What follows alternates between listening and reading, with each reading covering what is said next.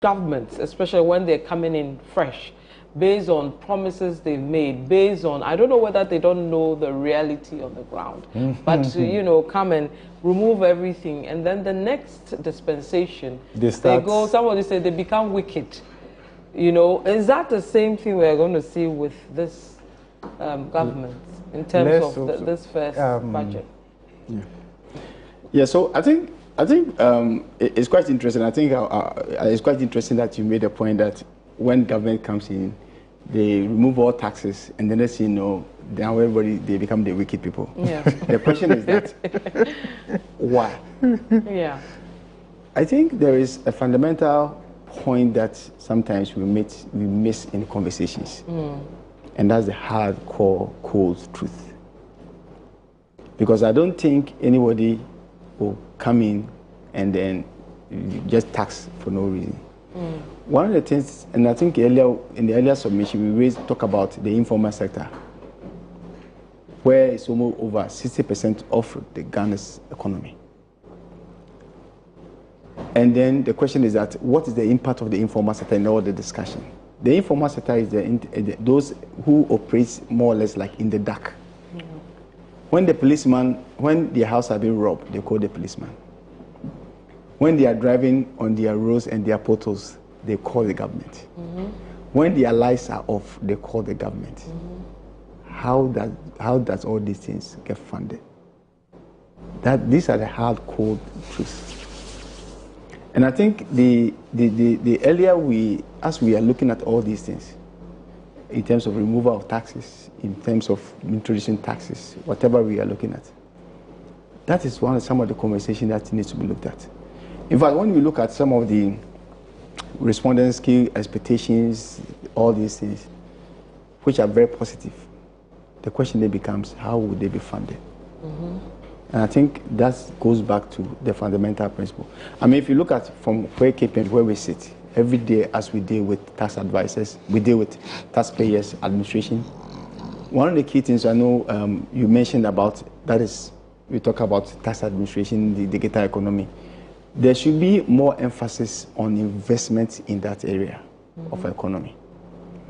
Because there are so many companies that operate within the sector that we are not getting. They are advertising in Ghana. They are selling songs. People are downloading stuff. How are we getting them? But the last government tried to deal with that. Correct. And wasn't able to really go all out. Yes, exactly. But you see, these things are not done in one day. Remember, these businesses were not just came up out of nowhere. They've been over a decade. So our tax administration should maybe be lag behind, but we need to give them time. We need to invest. We need to make sure that as the economy is shifting to the area, in terms of our tax laws and those, and that will address that. And I think the side aspect is one of the things. If you look at the spirit behind the e-levy, that was one of the conversations, because you know there is a business going on here in the digital world. You don't have the tools to tax them. So how do we get this? And I think that's one of the things that was used in terms of, okay, if you can, that's what happened. However, in terms of the rolling out, I don't want to. But are the citizens? I'll let you. But this is baffling or hitting my mind when you're talking about things to correct the tax system. Are the citizens asking for too much, or is GRA not in tune with us? I'm saying that because one, GRA sets targets that it says it meets all the time. Correct.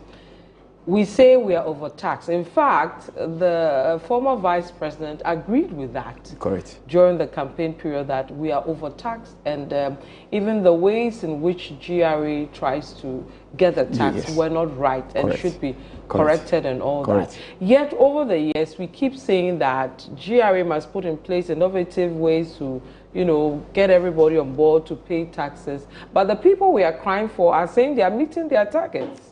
They are happy with what they are doing. Their targets. They are not just exceeding them. Exactly. I have the data but the question is that on what backdrop?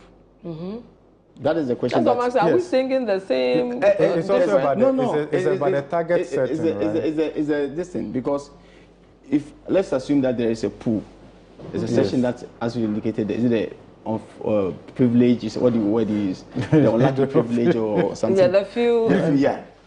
If you take a step back and look at them, yeah. how much of the taxes are also coming from the informal sector? But I see a lot of direct taxes coming from these companies. That's why you see a lot of companies complaining. Yeah. Companies have. Yeah. But then the only way, another way to address that is that's when they keep talking about expansion. And that only way comes with their two things. Invest more in that area where we are talking about. For instance, you know the EVAT, the system that came. Yeah, they should have sustained it. If you look at the EVAT, it actually, even though there was a pushback, it actually helped. Yes. Why was the pushback? What was the role of the political economy? So there were two things. There were two things. And I think this is one of the sad aspects when we talk about taxation. So let's talk about what is VAT. VAT is a consumption tax. So for instance, you have a business. You are selling a restaurant. When I come in to buy your food, let's say it's 100 cedis, you charge me VAT of say 15%, 12.4, whatever it is. You take it, and it's a tax that I have paid for coming to consume from you. Yeah. Now you collect the tax, and the government says that use the tax for, let's say, a month. And then when you finish, bring it back to me. Data shows that a lot of businesses will collect it and not bring it back. Now, when anybody is trying to help address this, the session is that you are taxing us more, you are taxing business more. But the issue is that the person who took the tax is just taking my tax. Keeping it for me in trust. Exactly. So it's sometimes about how we understand the whole thing. Let's take example about the betting tax. If you look at our tax laws, every revenue is taxable unless exempt. If you look at our tax law, betting tax, revenue from betting is not tax. It's not exempt. The law actually says that the mode of reporting, it says that pay 10% when you want something. So if you say that, okay, I'm removing the exemption, the 10%, it still doesn't mean that the income is not taxable. Okay. Okay. So those are some of the things because when the discussions were ongoing, that's one of the things that I was asking. Are we trying to exempt the revenue that a person will get from betting? The betting. Or just the mode of collecting the tax? Okay. That discussion needs to be clear. And whether the tax should be deployed on the betting companies or the people involved in the betting. No, but you see, if you look at the betting, who are those betting? As a tax person, let's say you and I. Yes, you and I. How many people fight the taxes at the end of the year? Okay. And that's the reason why we always have withholding taxes, because a lot of people don't file their taxes at the end of the year. And the mode of collecting, that's the efficiency, is saying that, okay, you, the person who is paying them, collect a portion and bring it to me. Exactly. So we know when it comes to tax administration, one of the most issues that we talk about is how effective of collecting a tax. If you put the responsibility on the person who has the money, and say that when you are paying this money, person who has earned the revenue, take some and bring it to me, and let him also use the rest. The rest, at the end of the year, if there's a difference, you should bring it to me. You and I will pay our PAY every month. That's the rationale. Yeah. If we are paying 25, 35 or so, and then the discussion is somebody's also and they say pay 10%. Let's not. I don't want to go into the argument. So that is sometimes when we are discussing. There are sometimes things take political concept. Okay. So CASSIEL has the headache of trying to make us see where exactly, if it's going to maintain the betting tax, where it's going to... Yeah, maybe I just wanted to add something here. Bro. Let's look at the VAT, and I'm expecting that the Minister of Finance will correct that. So we used to have the VAT that also included the National Health Insurance levy and all of that. Then at some point, we decoupled that. Now, what did we do? That's 6%, there is no recovery. In terms of input, that adds directly to the high productive cost base of doing business. So even though in the books we create the impression that our standard VAT rate is one of the lowest in Africa, 15%, but if you add the state levies, you are talking about something more than 21%, and that takes that rate probably the highest in Africa. That's true. And the question is, okay, what do you want to achieve with that? And look at the interesting thing. If you look at the data from November 2023, what we are experiencing right now is that inflation on locally produced items rose higher than inflation on imported items. What that tells you is that the cost base of doing business in Ghana here, so high. So you are actually better off in Ghana here as an entrepreneur if you import and put a local logo on it, rather than setting up the production function. How do you create jobs in that economy? Okay, and all of this is because of all the taxes and the frictions. So we are saying that de-risk the macro environment, de-risk the private sector balance sheet, grant them space for them to grow, and the money will come at the end of the day. So if you look at it across all of them, and if you say maybe e-levy, GRA already has deployed instrument to tax on e-commerce and the rest of them. We don't need to use that to justify the introduction of e-levy and the rest of them, because these are different channels that we want to look at. If you look at the inefficiency in our VAT, and then corporate income tax, right, is very high. So what it means is that these two major tax handles, if we were to improve the efficiency and compliance, we could actually generate more revenue from that perspective. Then the other bit to also look at is the target setting that we spoke about. We have been complaining we are not generating enough tax revenue. But look at the data. In 2020, GRA exceeded their target by 9.6%, which was a COVID year. 2020. 2021, they exceeded that by 0.7%. 2022, 5.2%. 2023, 3.5%. Just the year gone by, 2024, 4.6%. That's right. Okay, so the question is, how challenging is the target? What is the methodology for setting the target, really? Because it doesn't really convey a good story. That may be 1 month to the end of the this year, you've met your target and all, with all the challenges and the leakages and the rest of them. So I think we need to just tighten all these things so that we move on. Then when we talk about expanding the base, what is the base? Out of the estimated labor force of about 13.7 million people, okay, we have just like a little above 2.2 or 2.4 people who are paying direct income taxes. So when it comes, when you say majority of Ghanaians are not paying taxes, probably it's just a direct income tax. Because if you look at the tax-paying population from the direct income tax perspective, and you don't even have the data, and you say, okay, assuming we don't know the employment data, say, okay, what is the labor force? You look at the labor force data, you are talking about, I think, 13.7 million or so. Then you are saying that, okay, what portion of that, okay, are paying direct income taxes? That portion is very, very small, and that is where the problem is, right? Meanwhile, how do we link all the data? If you look at the discussion in the run-up to the 2024 election, political parties were telling us that they had created 10 million jobs, created this. And the question is, if this number of jobs have been created, then it should reflect in the GRA database. That's right. And the rest of them. And that is how we should be looking. Unless those people have been smart enough also to evade the taxes, which I doubt. No, but if government had the data, that these are jobs you should that be have able been to created, pull those in and tax them, right? The only way I can verify is to link that to the GRA database, link that to Senate and the rest of them, because exactly. And I think that is why the importance of the Ghana card is so important in the earlier discussion. If you remember, after after the Ghana card became the order of the day, and every Ghanaian became the tax thing. Now the information is that now the issue is that we have the data.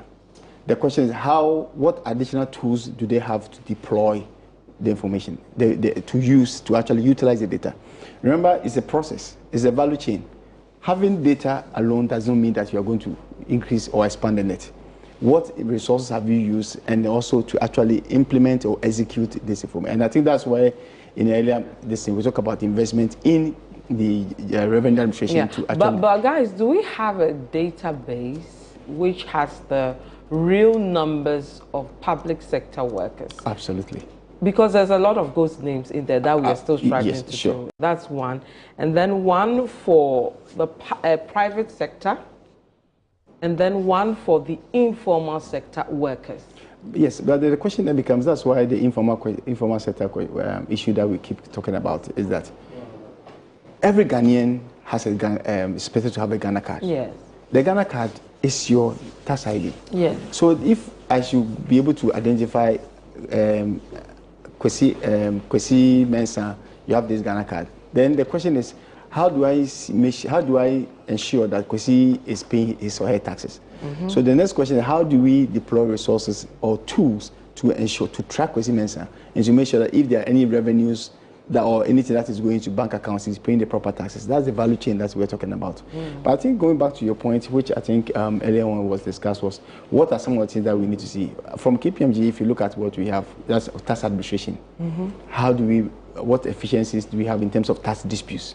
Remember that's one of the areas that businesses have also been crying. We've done previous surveys where tax disputes become very can become very unattractive, because when you have a tax dispute and then maybe taxpayers feel they don't have a place to work or to exist to air their destiny, even though the costs are there, but you know you have the independent tax board that is supposed to be operational. If all those things are actually put on board, it actually gives confidence in the country, because that's one of the key things that taxpayers have, you know, raised over the years. So the expectation is that at least if you can deploy that, then any taxpayer who is coming in from any jurisdiction knows that, look, if I have a tax dispute, I know I have a place. Yes, because if you take a step back, all these things, there's a bouquet of issues that we need to look at. Tax administration, getting the tax net, expanding the net, making sure that the taxes that we have are not killing businesses. All those things are looked at, because as you indicated about the levies, they tend to actually drive the cost of doing business high, which makes business unprofitable. Then at the end of the day, it actually reduces the disposable income of Ghanaians, because now you have less to spend. Income tax will also go down, you have less. They are not making profit. For them. You have less. So you have less in the hands of people to consume. You have less in the hands of businesses to invest and to hire more people and others.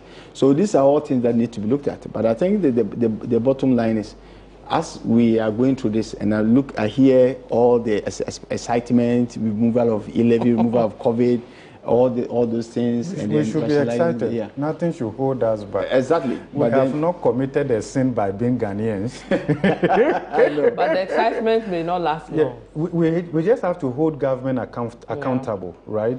So look, let me tell you something. Since 1992, and we have the data, if you look at the growth in public sector, state-owned enterprises, that imposes costs on the taxpayer, you'll be amazed. And all that we have been doing is to make sure that the tax revenue we collect is just to make sure that we manage the cost of implementing our democracy. And therefore, we leave very little for growth-enhancing spending. Look, across, in the last 15 years, if you look at the growth in the staff strength of certain state-owned enterprises, we are not talking about GNPC, talk about the rest of them. In fact, in the last 5 years or so, we have created deputy CEO levels. Look, you will be amazed. So at the end of the day, the cost of our governance is so huge. If you have such a system, it doesn't matter the amount of tax revenue you collect, you won't get the development.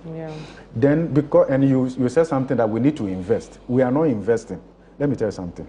We are not growing a taxable economy. We are not.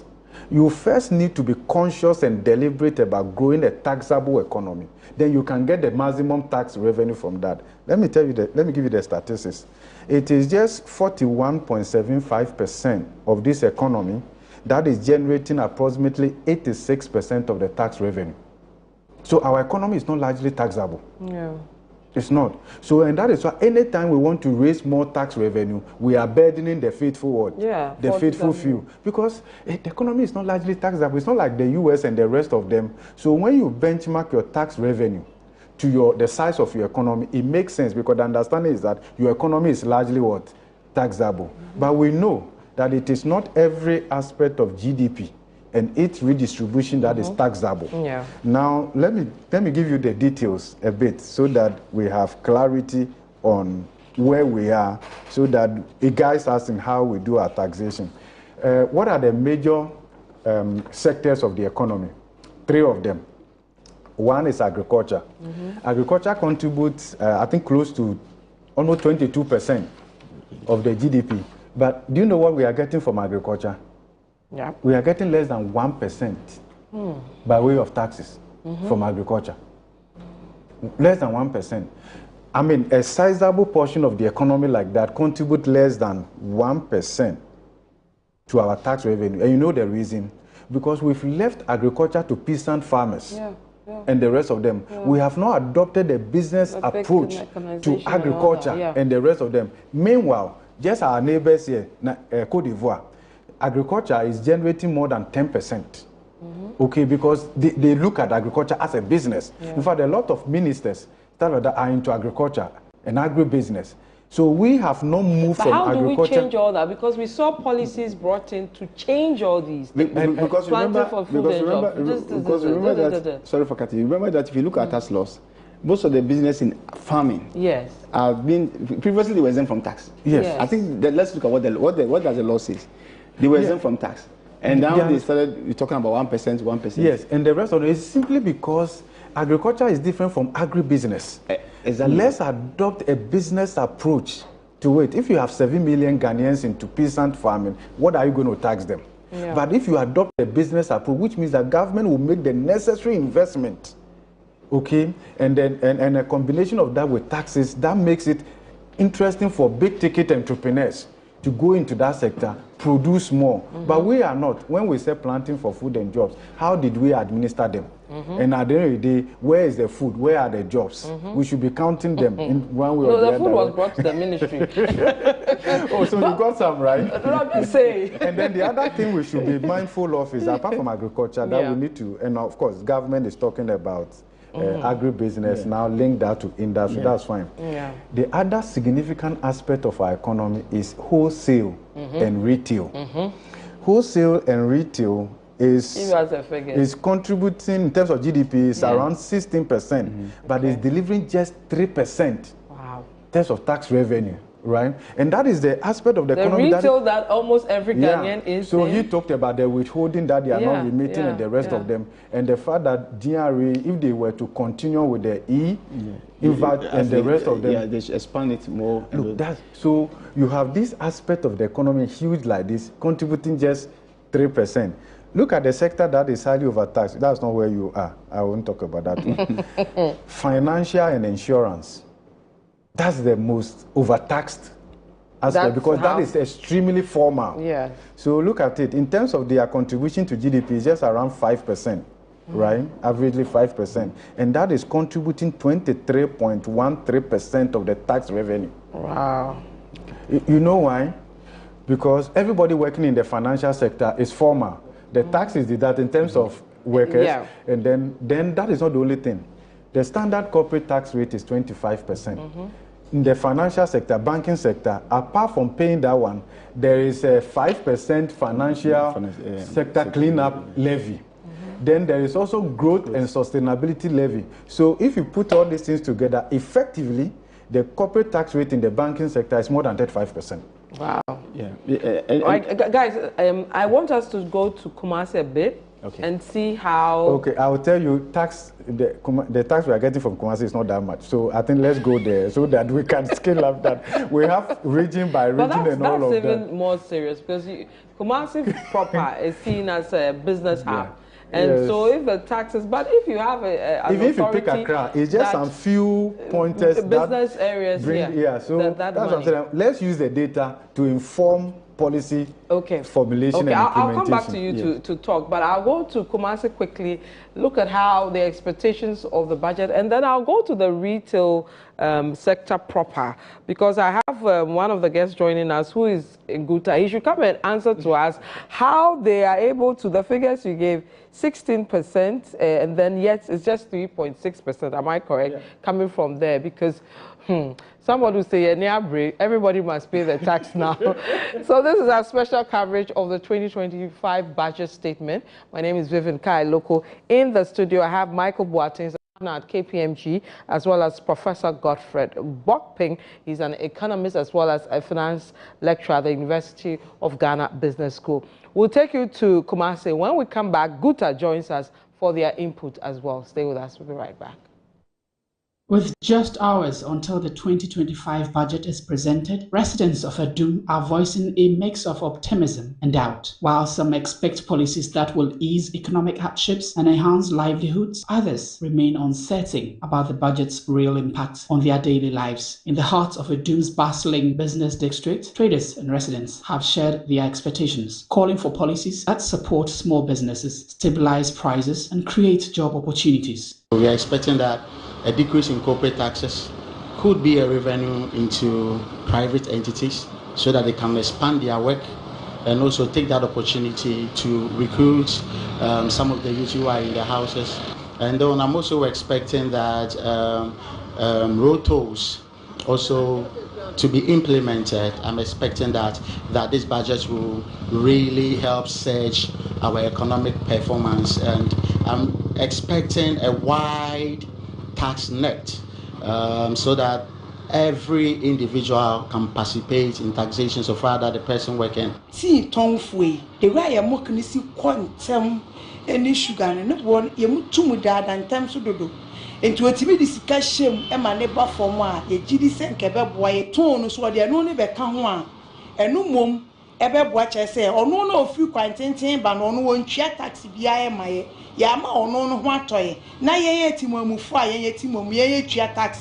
Samuel Cote Blankson, 65, remains doubtful, seeing the budget as another set of promises that rarely translates into real change. However, he believes that if the government strictly follows the outlined plans, there could be meaningful improvements. For the budget, it has been a paperwork. In let's say in Africa, it doesn't go anywhere. They will just write it in the books, and then when you check it, it's not like what they are saying. So, like I said, if it comes to that level, we would like it. But once the law is not all that going on, we can't go by the laws. It's very hard for us to, in fact, believe them. Meanwhile, the controversial betting tax remains a hot topic among young people nationwide. While some argue for it, while others support it, believing the revenue generated could help ease the country's financial burdens. Income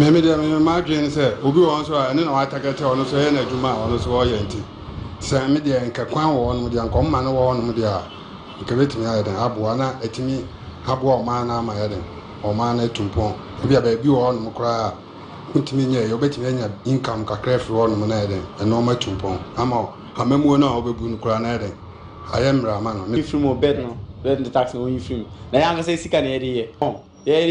in the retail business in the Kumasi area. Prof.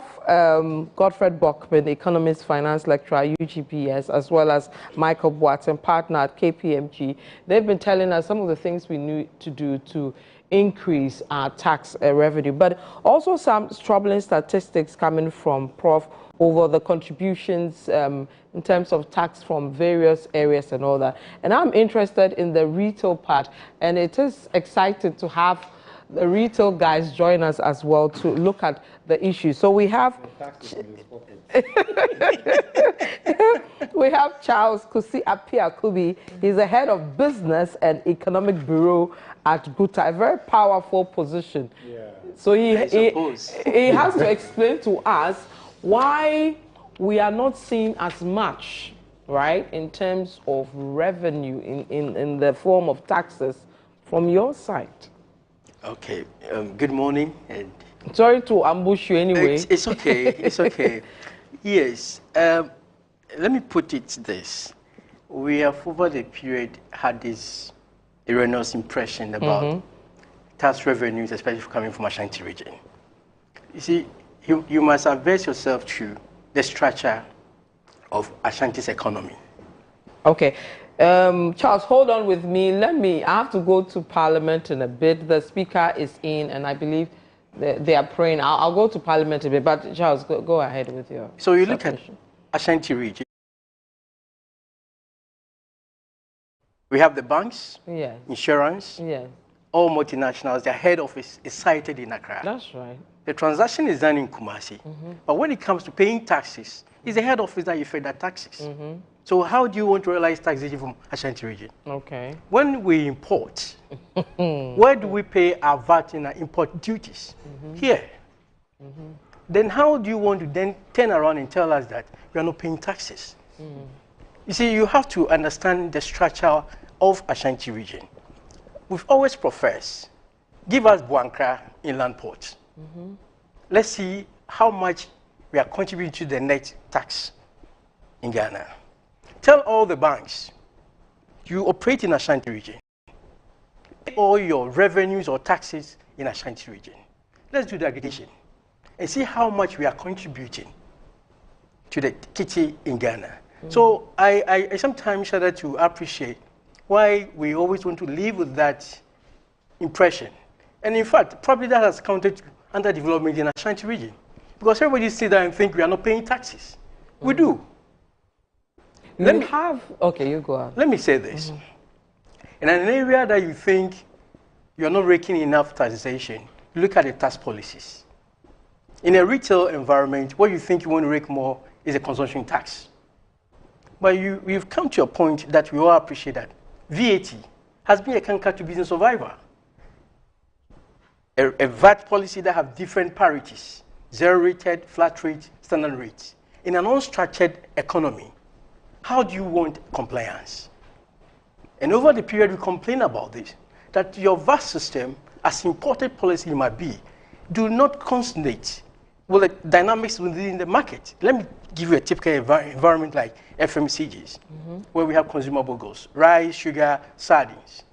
And different shops have different rates. If I'm a customer and I get to the market, I'm looking for an affordable price product to buy. You're on standard rate effective of 22%. I'm on 4%. The customer is not under any compulsion to buy from the standard rate. Because one, his disposable income has been affected by inflation. His purchasing power has been depleted by economic challenges. So you want to buy something from the 4%. If I'm not able to sell for a period, how do I meet my obligations? How do I pay my taxes? How do I pay my salaries? How do I pay for the rent? It will get to a point that I will be compelled, even not to charge the standard rate, so that I can also sell to meet my obligations. And when I am doing that, GRA will come at me, and I will use part of my working capital, because I did not take the VAT, to make up of the shortfalls. And that has been the narratives in business, in the retail and wholesale. Because one, the structure of VAT do not support the dynamics within the market. Okay. And we said it severally. So if you're looking at tasks that inspire self-compliance, there's a need for you to review your VAT system. We talk about the cascading effects on VAT, which of course defiles the principle of taxation, tax on tax. Because by the tenets of VAT, every stage of the transaction, you're supposed to charge VAT. Yeah. And you take on the value addition, that of course adds to the cost. Okay? So when you look at our layers, that have about 5 different layers before a certain commodity gets to a final consumer, and you have to apply either standard rate on each of these. What are you talking about? So stagger VAT at a certain point that you do not pass on the VAT onto the last consumer. If you do the arithmetic, it will get to a point that you'll be adding almost about 100% VAT on one commodity. 22% effective rate by 5 different layers before it got to a consumer. What are you talking about? So introduce a policy that is self-compliance. We have said that when you look at a modern market, okay, from the manufacturer, it goes to the stores. So you don't have a second layer, third layer. Yeah. If you are practicing VAT, it's understandable. But when it comes to a typical environment like Ghana, where a wholesaler plays a role as a distributor and a retailer before a consumer, how do you want to introduce that policy? It will not help. So we will find a way of cutting to survive. And you as government, you are shortchanged. Because what you are supposed to rake in, because of the challenges in the system, you're unable to get it. You won't get that. Then the next time, you come back and say, I'm raising taxes. if we have listened to the key stakeholders, that's the business people, we'd have preferred some solutions that will make you rake in the kind of revenue that you want, that also support their growth. As we speak now, VAT will not help us. So you want it to be reduced by what percent? Oh, if you are giving us 2%. 2%? Yes. You see, it is not about high taxes that gives you the revenue. When you listen to, Prof probably will help me, Arthur Lefe, talking about when you cut taxes to the businessman, okay, it becomes part of savings of the businesses, which of course help that business to use that as part of its working capital to re-inject into the business. As the business is growing and it is expanding and it's recording high profits, you can then tax CIT on the profit, which is much more sustainable. And in that way, as the business are expanding, then that means that I can employ the teeming youths that government have not gotten the opportunity to employ them. Okay. Let me bring in Prof and Michael on your initial remarks, around the challenges you guys are facing leading to the taxes not coming in and all that, and whether that affects what we are seeing in reality. Because some also say the business people always will complain about and find ways to justify some of the actions because they also want to make profits when they should, at the end of the day, as well, give in the taxes as well. Yeah, I mean, on one hand, you can sympathize with them because these are small-scale businesses, largely, and all of that. Apart from the taxes, they operate in an economy where there are so many constraints, so many constraints. I mean, take transportation alone, and the traffic, right? So, for instance, and let me link this here. If you look at our food inflation, there's a certain sizable portion of the price build-up which is coming from transportation challenges and all of that. Yes, right. So if you are saying create an enabling environment for businesses, tax is just one of them. That's right. In fact, there is this document called the Private Sector Bill of Rights for the African in terms of what we need to do. So in Ghana, we talk about enabling environment. We haven't even defined it. What is it that constitutes enabling environment? At what interest rate and all of that? Put all of that together. But let's also look at the data.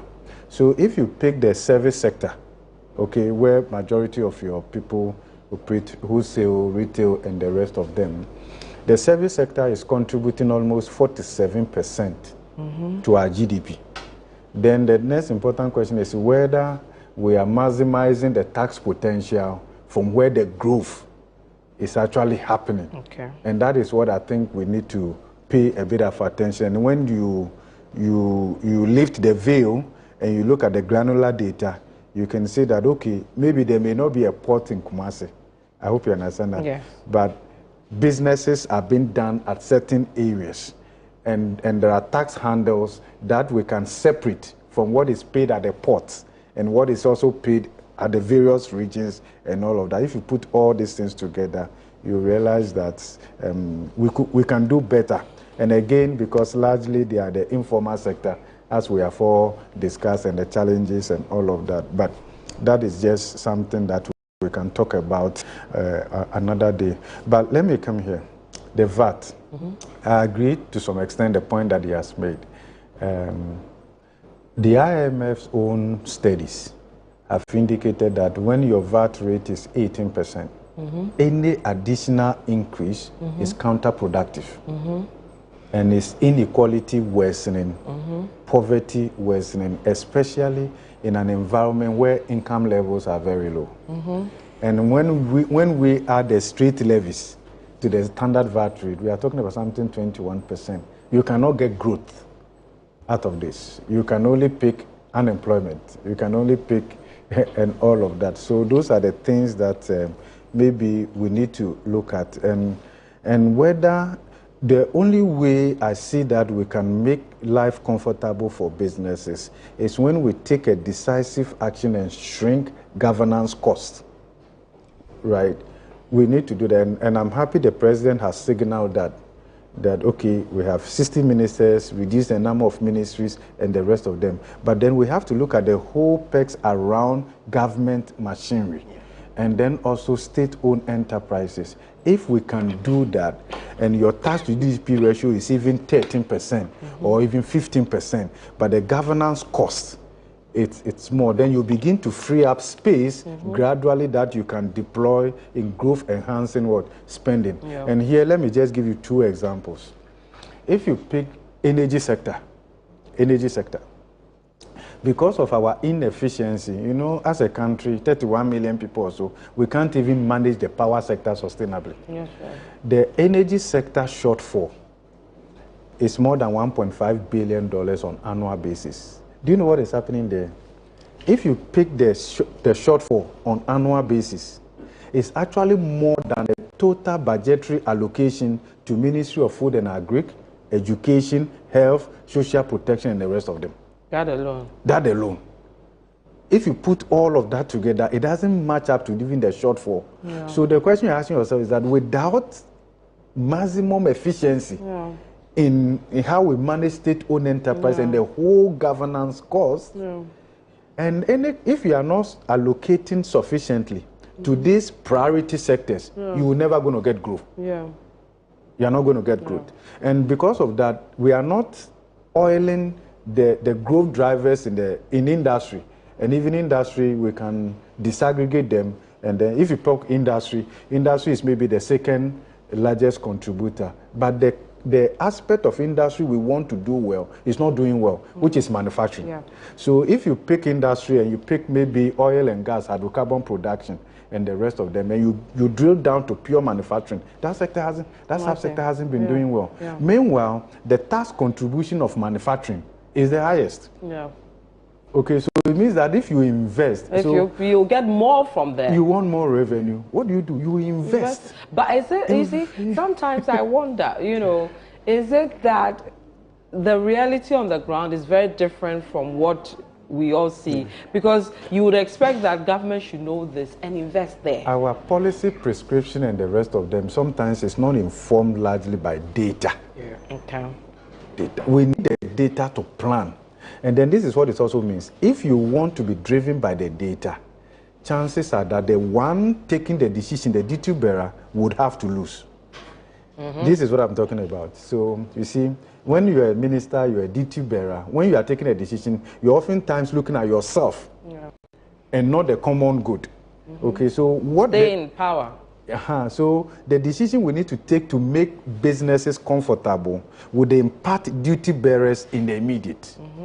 Right? Because you want to empower them. And look, let me tell you something. The truth of the matter is that since independence, the average Ghanaian politician has been mindful and scared of a powerful indigenous private sector because of the role money plays in politics.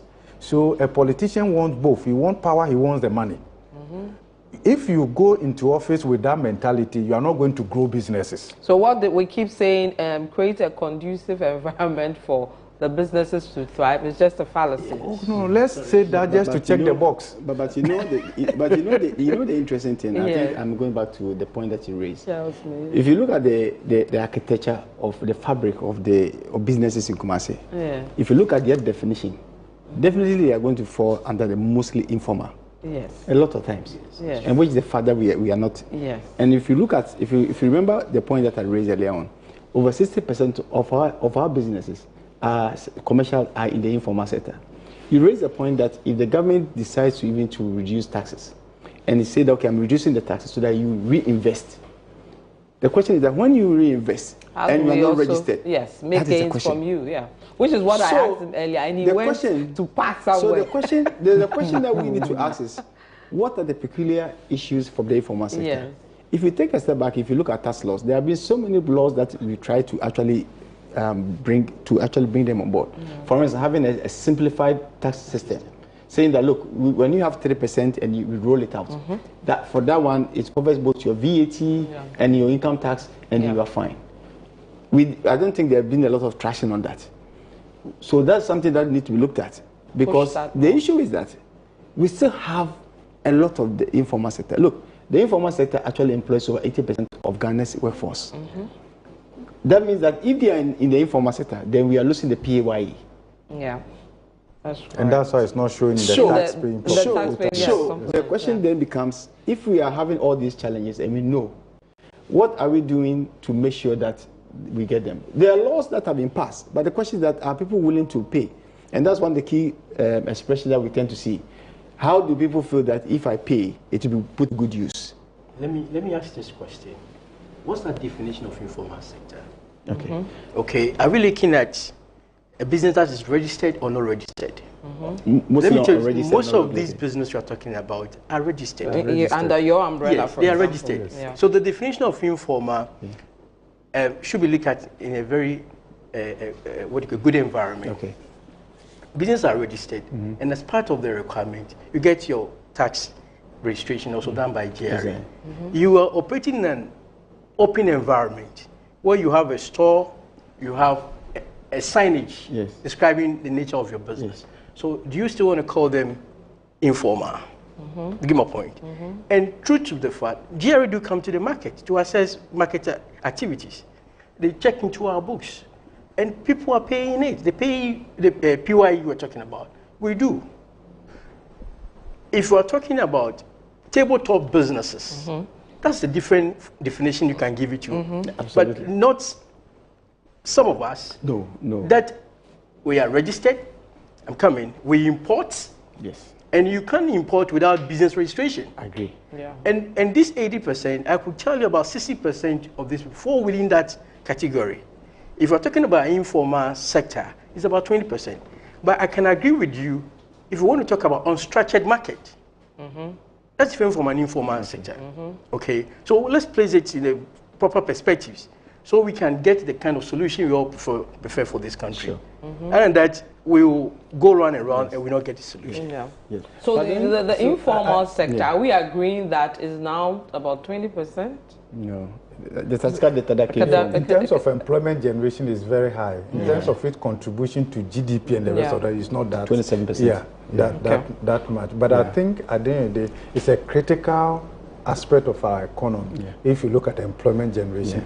But I think that this whole thing, we should not just look at the informal sector simply because we want tax from them. We need to have a program. We need to have an intervention for them that grows their business. And in that process, because formalization is a continuum. That's right. Okay, so if the government just sees the informal sector like, okay, you are just there, when we come in, then we are just coming to tax, and then we need to even understand their business model. We need to understand the market structure. We need to understand the linkages and the rest of them. That is why I said earlier that in this country, we look at tax as a hammer. So anywhere we show, we want to just nail. But how do we use tax also to promote businesses? And that is why these taxes I want removed. I'm not looking at what we are losing from there as losses.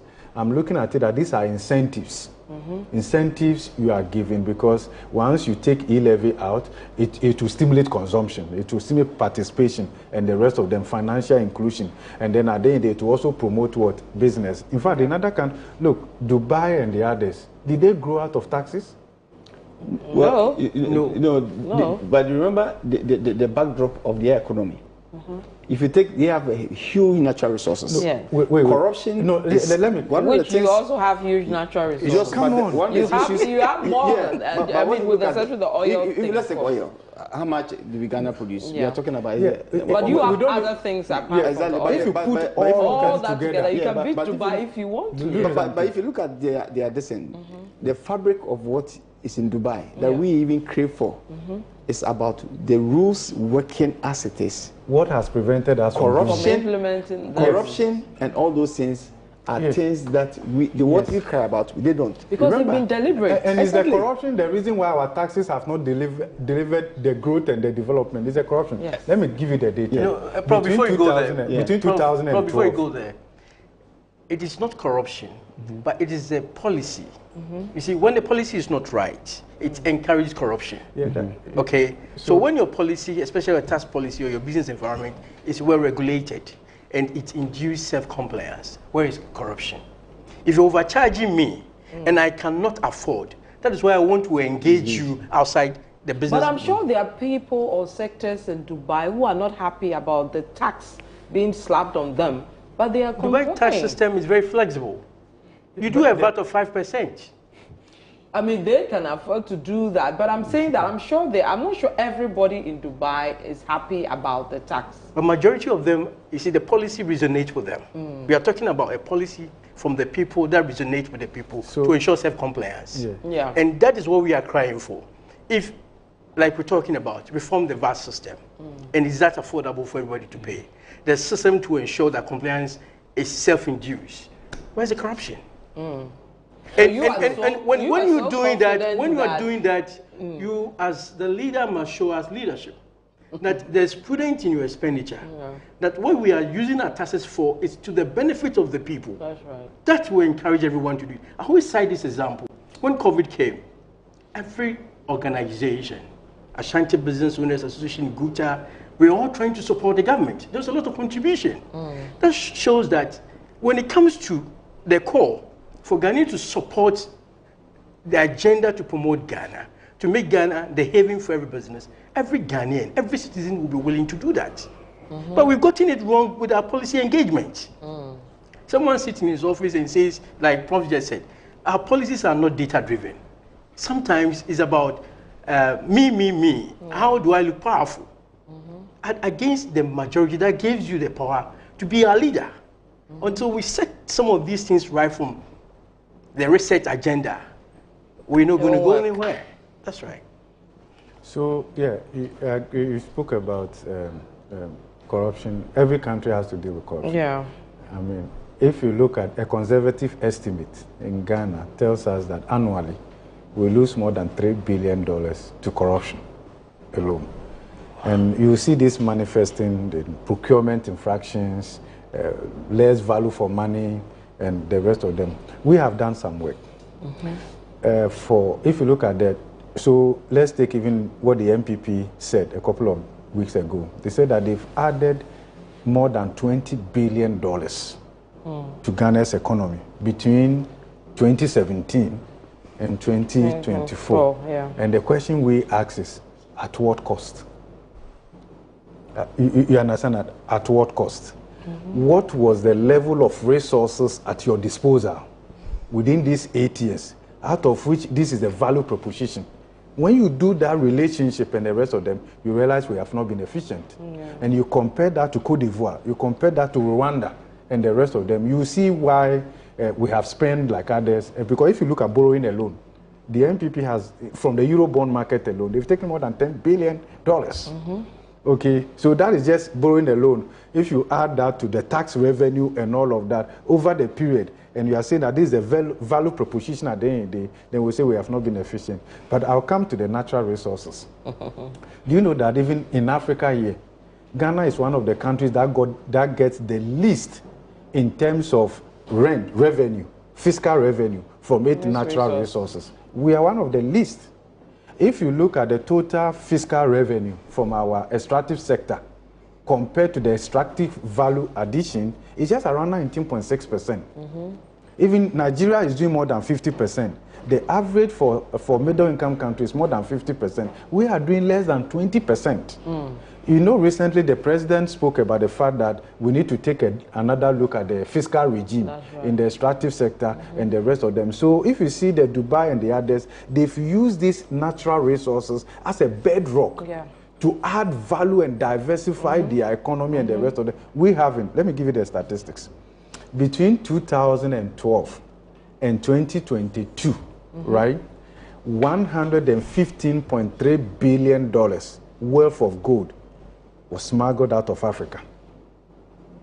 115 billion. Maybe you haven't seen $1 billion before, right? No, 115. 115. Maybe Charles has seen it. Not yet. He's in his pocket. 150. This is studies that have been done. $115.3 billion of gold smuggled out of Africa. Guess the countries contributing largely to this? Ghana, Mali, Zimbabwe. Zimbabwe, yeah. Now, come back home And then let's compare that to Dubai and the other countries. See how we are doing our mining, irresponsible mining. We are even destroying our water bodies. We are destroying our forests. We are stealing the gold God gave to all of us. And not accounting for it. Not accounting for it. In fact, if you check the data, we are not even exporting the gold through the former channel. Oh, go and check the data. Benin, Togo, and the rest of them are all showing up in the data now that they are gold exporting countries. Where is it coming from? From us. Okay, so the natural resources that God has given us, we have not been able to protect it and use it very well. Oh, mining. Go to South Africa and see the mining communities. Go to other countries and see the mining communities. Go to Obuasi. That for years, decades. I hope you understand that. In fact, it's an insult. It's a scar on our mind. Go to Obuasi and see what is there. What is there? Look. Come on. Sometimes we behave like we haven't gone to school or we have merely studied. The knowledge, how have we used it? You will find collaboration. Just because somebody wants a self-interest, he is okay to take $1 million for the country to lose $1 billion. You see the complaint from the small-scale miners recently when they interview some of them. They welcome the gold board. Why? Because the illegal mining they are doing, they themselves don't even know how to value it and get the right price from the gold. That's right. See? Okay, so this is a starting point. It's a sad one. Every country, they may not have the natural resource like other, but every country on the face of the earth that God created has something they can build on. And based on that, you grow and diversify your economy. That is how countries have grown. Of course, others who didn't have natural resources like we have here, they also have their own unique way of making gains. But what is the data telling us? In Sub-Saharan Africa, countries that are more resource rich, abuse is more and income per capita is lower. So the countries rather that don't have natural resources of the abundance like the rest of them, they are actually more efficient and the rest of that's what the data is. That's what happens. So guys, we have to wrap up on the taxes. Prof, you want e-levy gone, COVID gone. You believe VAT on finance. Please don't put it on me. No, they haven't spoken yet. No, I want to move to them because they have. I'm happy to be associated with that. Okay, so Professor Godfred Bokpin wants e-levy gone. He wants COVID levy gone, but he believes VAT on financial services may come back. If it doesn't, forgive me. I'm just an academic. That's fine. And then which one? Okay, so you've answered the going likely to come back. And which one do you think is okay to stay? Oh, when it comes to VAT, we don't need to. If you saw the way Charles looked at you when you mentioned VAT, but we need to rationalize it. So we need to merge the straight levies with the standard VAT rate. And my recommendation would be peg it at 18% or below. Then we can look at the tiered and the rest of them based on their size and the rest of them. Because the aspect that affects you may, because you are looking at the structure of the economy, right? Wholesale, retail, these are big ticket people that should not be paying 3% that you are talking about. So that's something. Even the tax system, we can look at a tiered system and do it very well as we formalize the informal sector along a certain continuum and the rest of them. And then also more on administrative and compliance reforms. So that, Okay, let me bring in Michael to tell us. I want to hear the ones he wants gone, he wants to stay, and ones that he wants to come. Then Charles, be preparing to answer that as well. Taxes you want to go, the ones you believe may be introduced, and the ones that you feel should stay for us to have some revenue coming. So Michael, you take that shot. So I think from where we sit and the other discussions that we're going, I think one of the key things that comes as the rationalizing of the levies, which has to do with the VAT. Because they tend to increase the cost of doing business for businesses and also taking away disposal income. So that we may have to relook at them. But then the one key area which I think is coming up is the informal sector, and we discussed it. How do we have, because we already have certain laws that were actually targeted towards them. They will not be effective in time pass. How do we make sure that we want to see this so that at least we get them in the fold, whether it's making sure that when it comes to compliance, cost of compliance, understanding those things, we have it there. And I think lastly, we're looking at one of the key things that we're talking about is the tax administration and also disputes. How do you make sure that when there are disputes, there are proper channels to make sure that it gives us certainty to businesses and taxpayers. I think these are the key things that we want to see stay improved, and then I think we'll take a better look. Do you believe there will be a new tax that will be introduced or brought back? I think what we tend to see is that if the e-levy is taken away, then the financial services definitely will come. Because if you look at it, they are actually on the same length.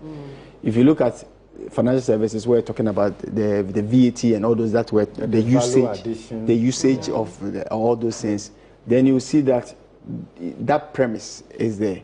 Now, if you touch the e-levy, then you are now have to make it up. Remember, the elephant in the room is that if you touch e-levy COVID, you are looking at 6.something billion within this year. Yeah. On the backdrop that we are not actually assessing international market for Eurobonds. Yeah. And remember, beyond 2026, all the interest on the Eurobonds and others that have been deferred are going to crystallize. Yes. So these are things that, are we now going to cut our tongue and chew and say that we are eating meat? Yes, yes. These are all things that we need to think about as a country. In 2017, when the MPP removed a lot of taxes, tax to GDP ratio actually went up.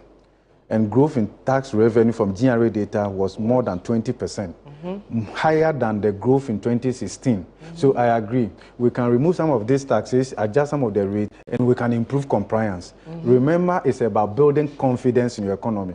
The Minister of Finance told us that the first 2 months, because of confidence and all the interest rate came down. We saved 1 billion Ghana cedis. On treasurables. Yeah.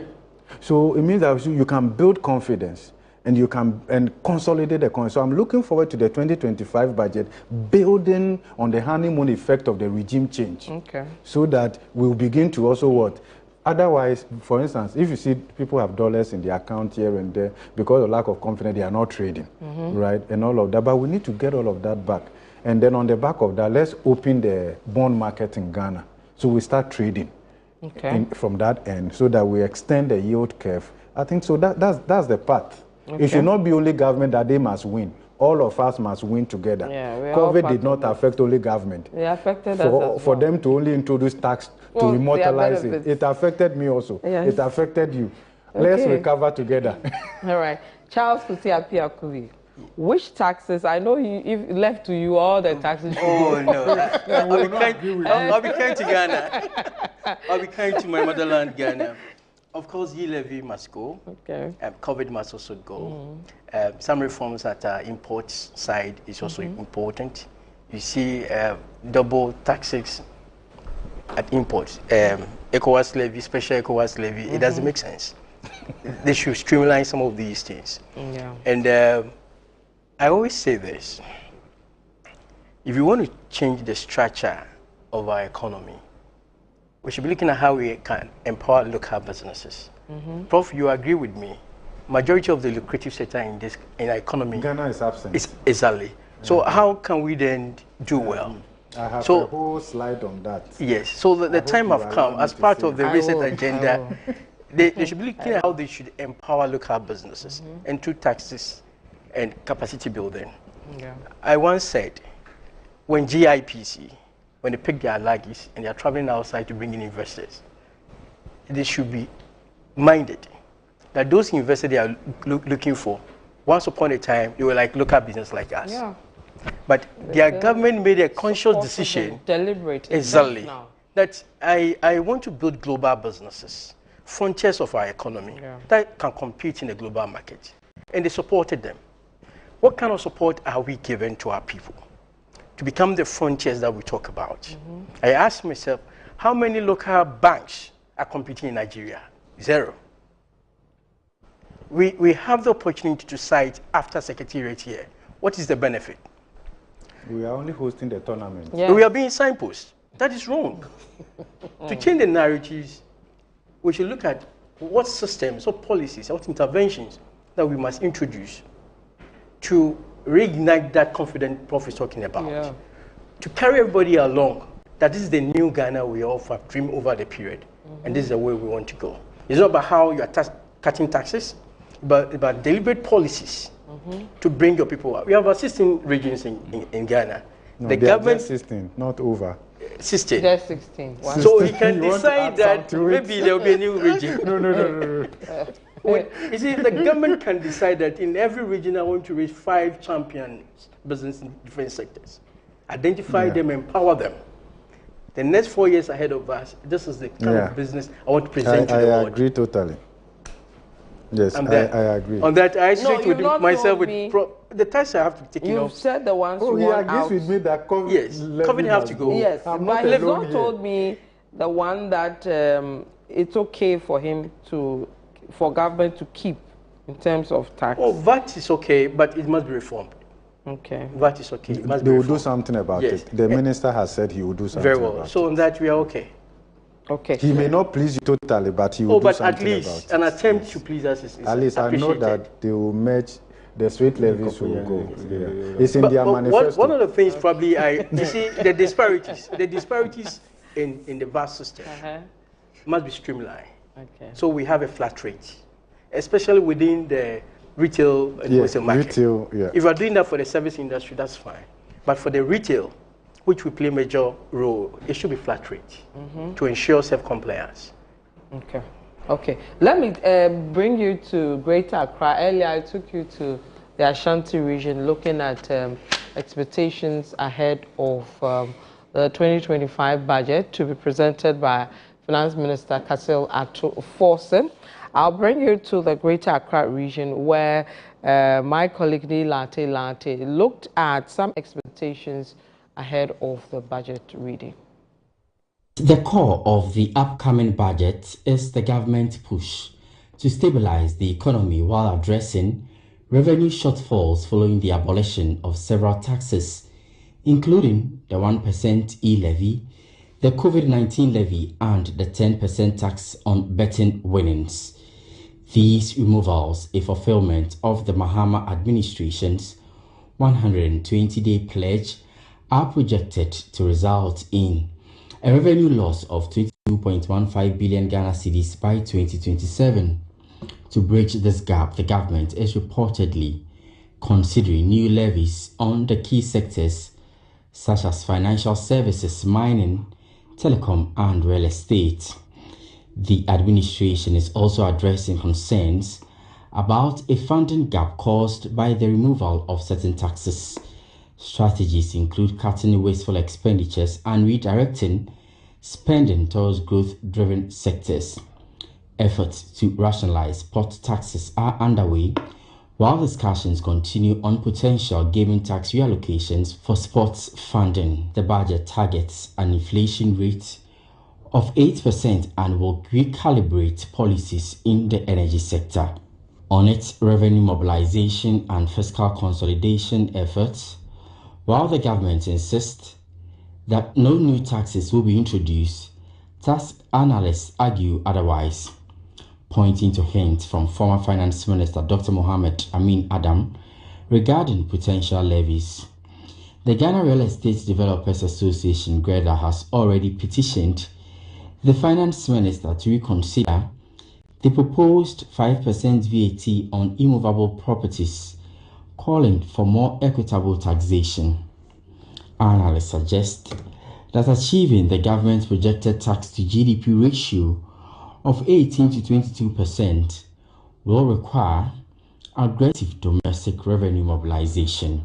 With Ghana's debt to GDP ratio projected to reach 55% by 2028, expectations are high for a strong commitment to debt reduction in the budget. Fiscal consolidation measures are also expected, aiming to further reduce the fiscal deficit, which is projected to decline to 2.4% of GDP by 2027. However, stakeholders in the financial space are urging government on the need to build consensus on policies intended to be rolled out. Engaging the people is very critical. In every economic endeavor, you need to review, you need to engage, you need to communicate to the people. So I think, for me, that's the first step, that we engage the people, let them know what is going on, get their buy-in. But buy-in is very critical. Otherwise, you have policies that will not work. So engaging the people, sharing the information, and in a non-partisan manner, I think it's the first step to go. The government's stance on tax exemptions under the One District, One Factory initiative remains unclear, but reviews are anticipated. You're still watching our special coverage of the 2025 budget statement. If you're listening to us via City 97.3 FM, this is our special coverage of the 2025 budget statement. Parliament is in session. They're going about their normal duties. In a bit, they'll start with the budget statement reading in a bit. I'll give you some sites from Parliament if I can. For those who are listening to me via radio, unfortunately, you may not see that, but we'll take you to Parliament immediately. The Finance Minister is ready to make his statement on the floor of Parliament. So in your shot, you can see, I believe that's the Honorable Isaac Adongo. Am I correct? No, that's not him. But there are some sites from Parliament that we're showing to you in a bit. We'll also give you some views from some of the lawmakers in terms of their expectations for the 2025 budget in a bit. But here in the studio, my name is Vivian Kai-Loko. I'm here with three gentlemen who, depending on where you stand, they are vexed on different issues. So on finance, economy, taxes, business, etc. Professor Godfred Bokpin is one of the gentlemen here with me in the studio. He's an economist. He's a finance lecturer as well at the University of Ghana Business School. I also have Charles Kusi Apia-Kubi. He's the head of Business and Economic Bureau for GUTA. And then I also have with me Michael Boateng, who is a partner at KPMG. I have picked their initial comments on their expectations as well. We've looked at the discussion around taxes, which every Ghanaian is interested in seeing what will come out of that. We'll move to policies, and one that has dominated discussions is a 24-hour economy. How will that be rolled out to the benefit of Ghana as a country? We'll move to that discussion. I'll start with you, Charles, because from what I understand, if it's well done, your side will benefit the most. Correct? Ghana will benefit the most. No, you are being unnecessarily diplomatic.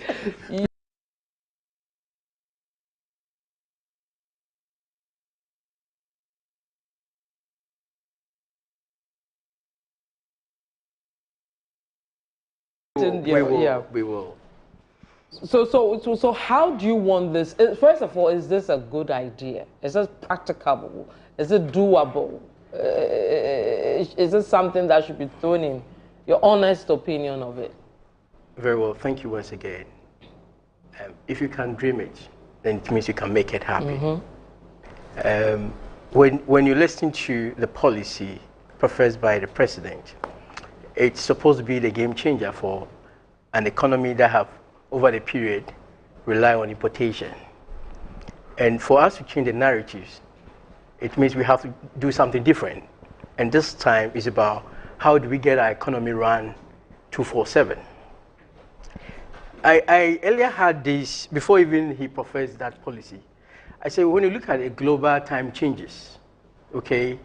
By the time you'll be sleeping, Korea will be taking a certain economic decision.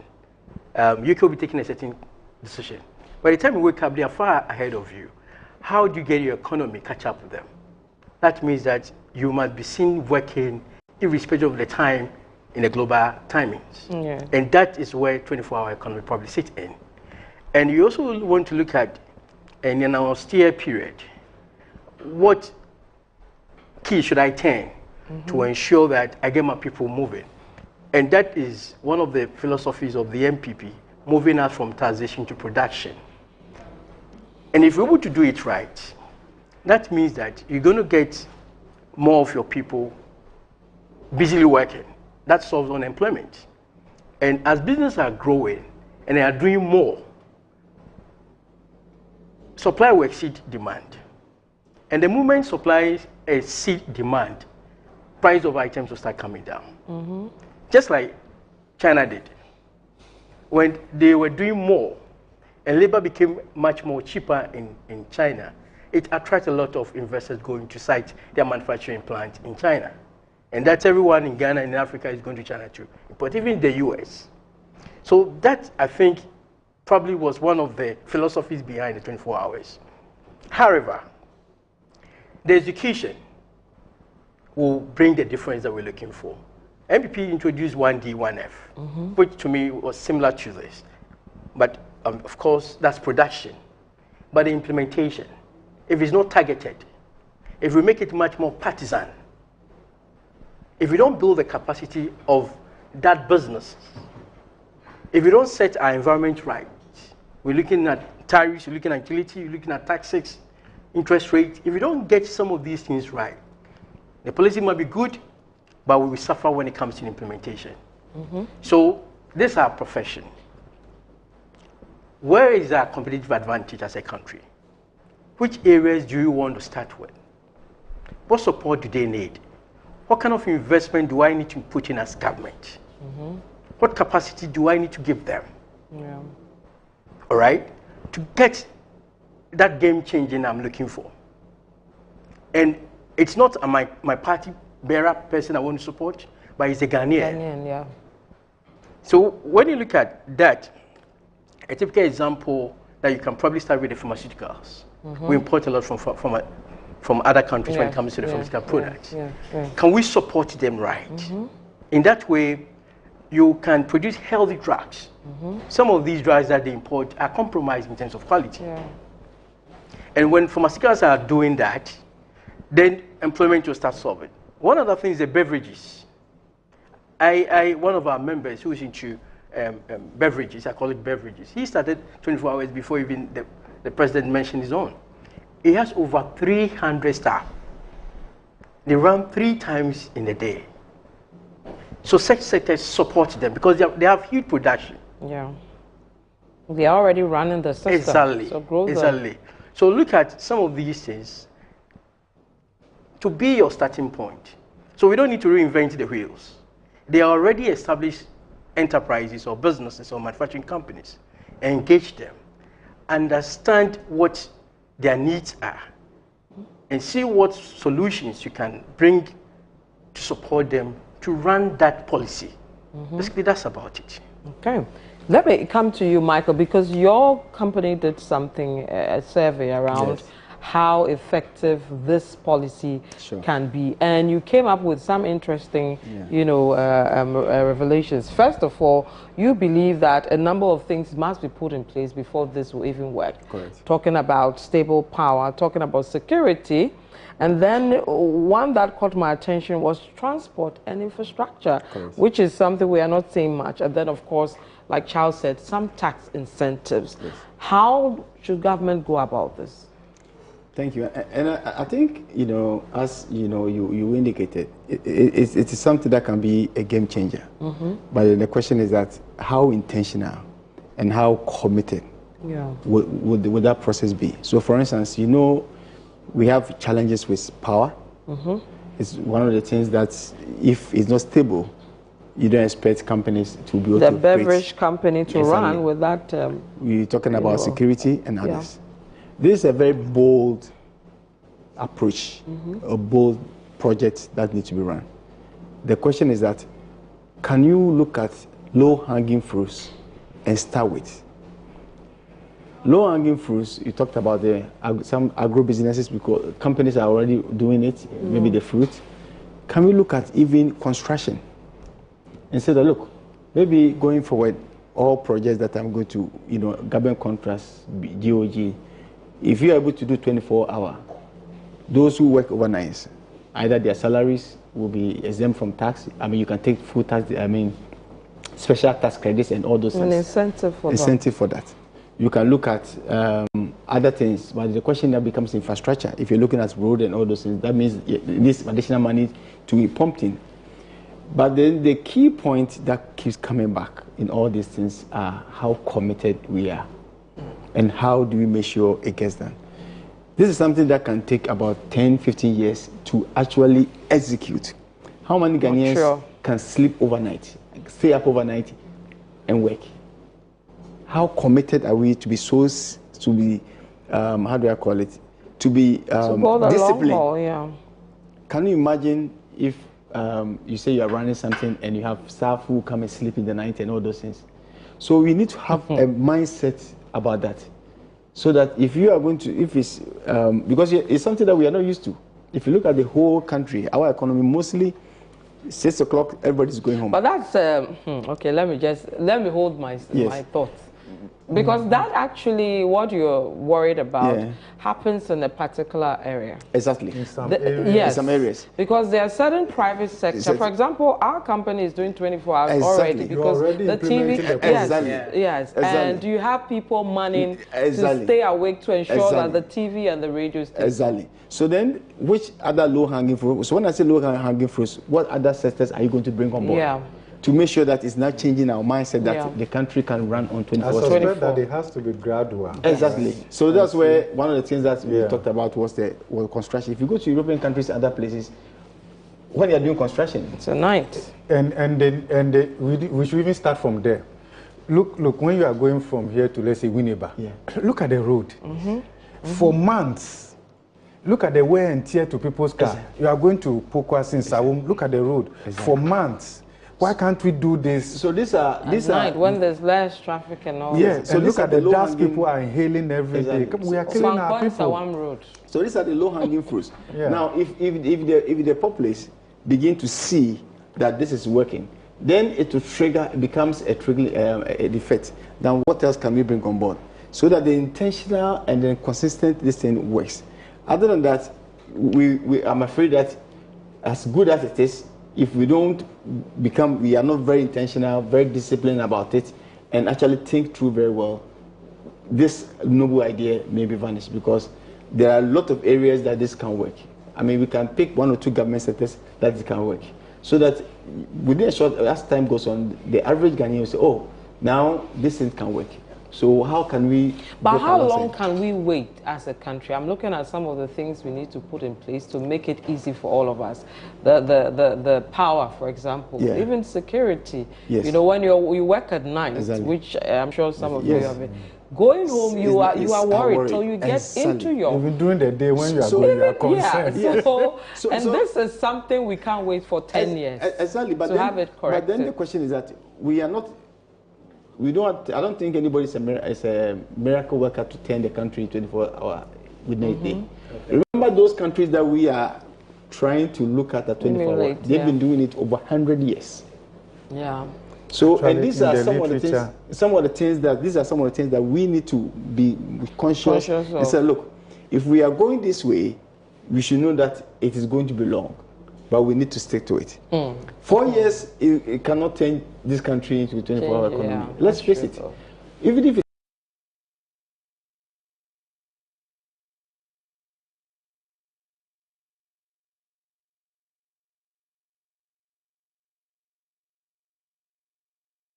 how do we manage that? So there is a whole lot of issues that we need to look at. However, we need to be intentional. We need to keep at it. We need to keep at it and then keep believing in it until it's done. Other than that, we face because look at the issues that you raised, as you indicated, security. All these things. We can easily give up power supply, even transportation, all that. So these are things that we need to look at. But it's a noble idea, but it's something that it needs a very solid, consistent, very intentional approach to make sure that it will work. But if it works for everybody. As you know. Okay, Paul. So the 24-hour economy is something I've struggled to understand, right? And it's my fault that I've not been able to. I like that you say it's your fault. It's my fault. In terms of the policy proposition of this, right?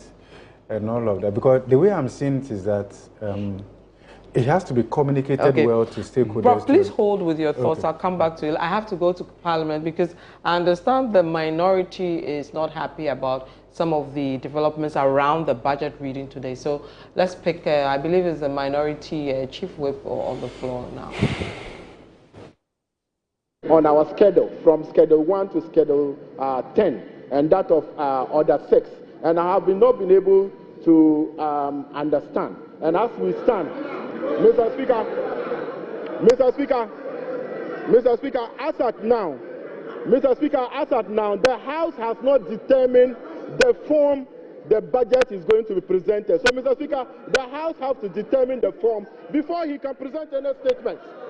Mr. Speaker, that is my plea, that the House must determine, my application is that the House must determine the form of the budget statement before he reads the statement. Thank you, Mr. Speaker.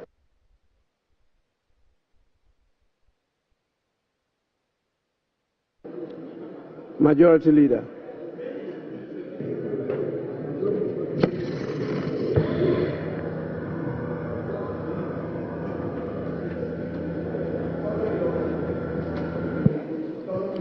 Mr. Speaker, the Public Financial Management Act and its various amendments spell out clearly the budgeting process, the requirements of a budget, what must be contained in it, and etc. And that was a legislation enacted by this same Parliament. And this Parliament acts according to the prescriptions of that legislation. So if there are provisions in the standing orders that recommend that we have a form in which the budget should be presented, the provisions of the Public Financial Management Act, of course, is the parent legislation dealing with financial management and the presentation of budgets. So, Mr. Speaker, I don't think there's an issue here. Let's proceed and take the budget statement from the Minister of Finance.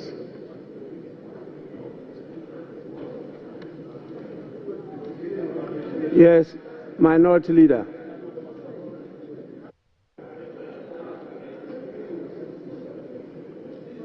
Mr. Speaker, I have listened to the application by the Member of Parliament for Toulon.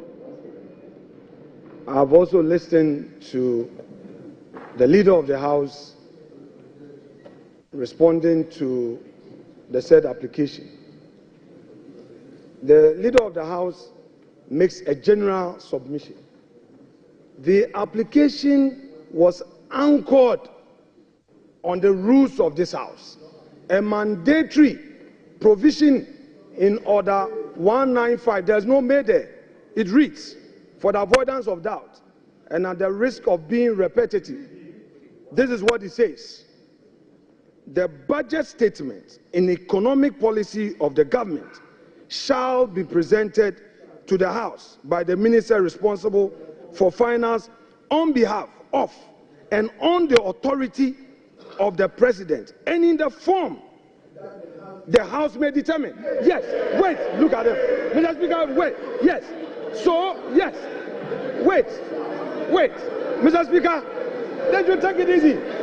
They should take it easy. They should take it easy. This is law. Take it easy. Take it easy. Take it easy. So, Mr. Speaker, what is the reverse logic? Please, for the benefit of our young ones, for the benefits of the young ones, Mr. Speaker,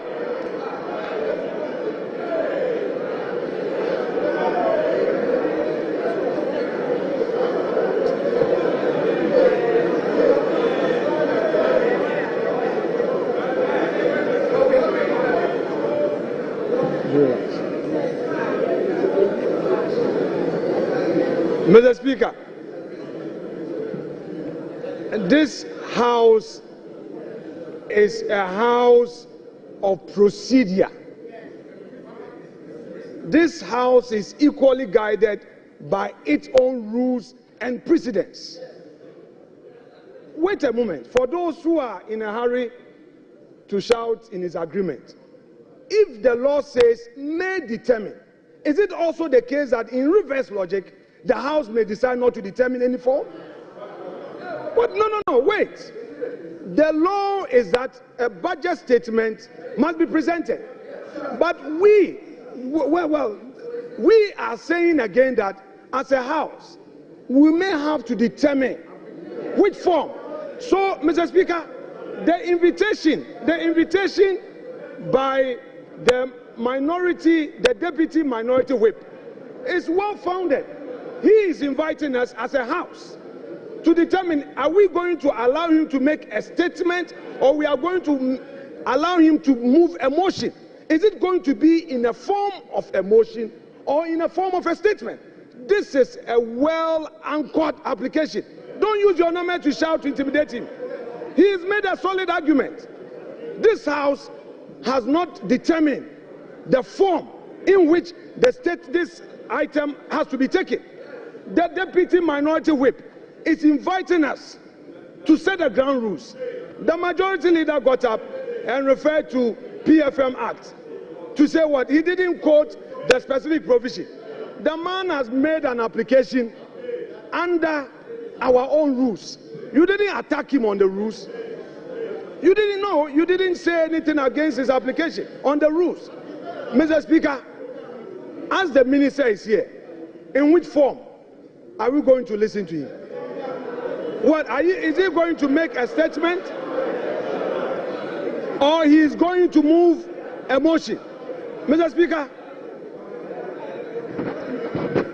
this house is being invited to determine this matter.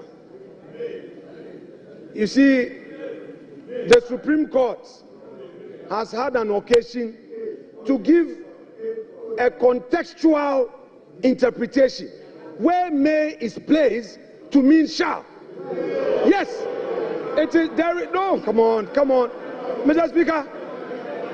Speaker, even that argument aside, put that argument aside. There's no need for any interpretation of whether may should be shall. The point is that the law provides that we should determine the form. The law says we should determine the form. In this house, there are ways to come here. You come to make a statement, you come to move a motion. What is the minister coming to do? It's for this house to determine. Is he going to move a motion in accordance with Article 179? Or he's coming to make a statement? And when he makes the statement, what happens? Is it going to be left with a chairman of a finance committee to now move that this house should debate the statement? Mr. Speaker, this is a solid application, and he should be applauded for what he's done. Thank you, Mr. Speaker.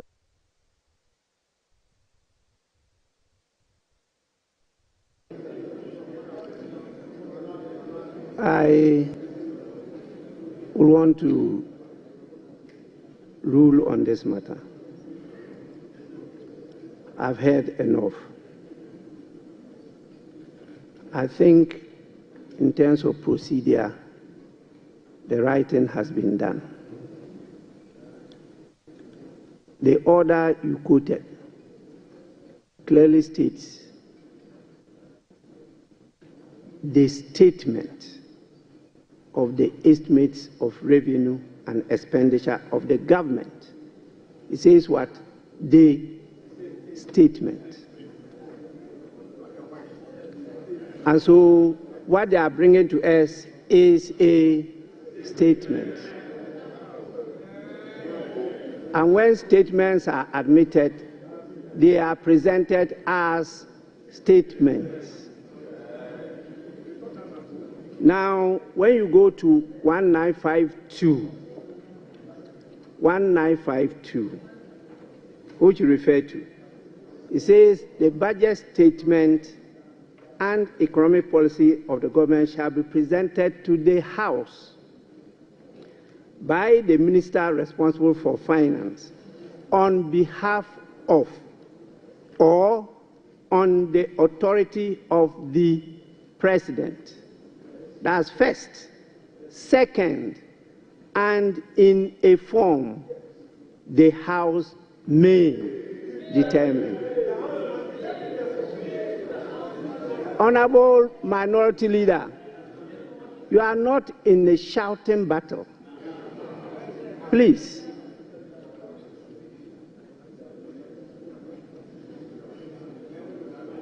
This is the House.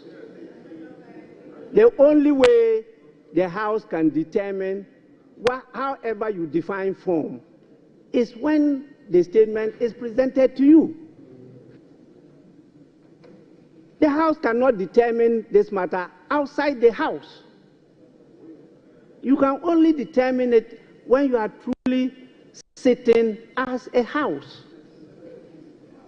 And this is the house, he's presenting the statement. If you decide that you want a form, you define form in any different manner as you are doing, then this is the time when it is presented, you take this opportunity to determine that form you want. Different from the earlier forms that we've decided and been practicing. If this is what you want to do, please, the statement must first be presented to you. It has to be presented to the House. And if you may, you determine the form you want it to be presented. That can be part of the debate. But I'm not sure the definition you are putting on the word form. Form. Please go back to your lexicons.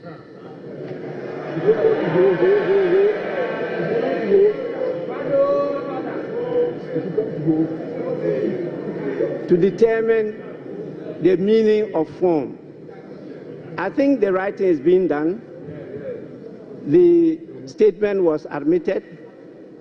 It's been properly captured on the order paper as programmed by the business committee, and the minister is here to present the statement to the House. So the minister may do so. So at honorable members,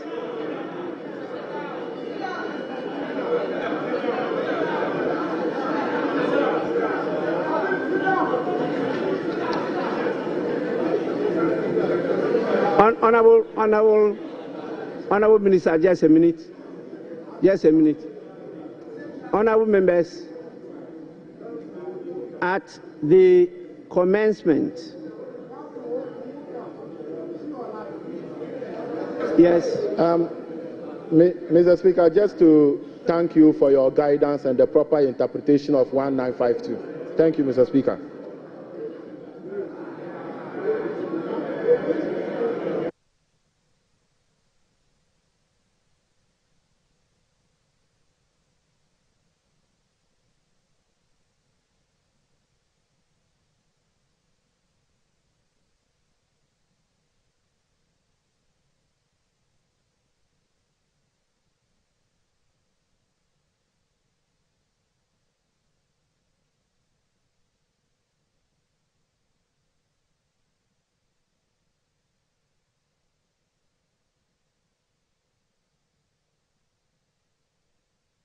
Galamsey for the longest time until I became a Galamsey.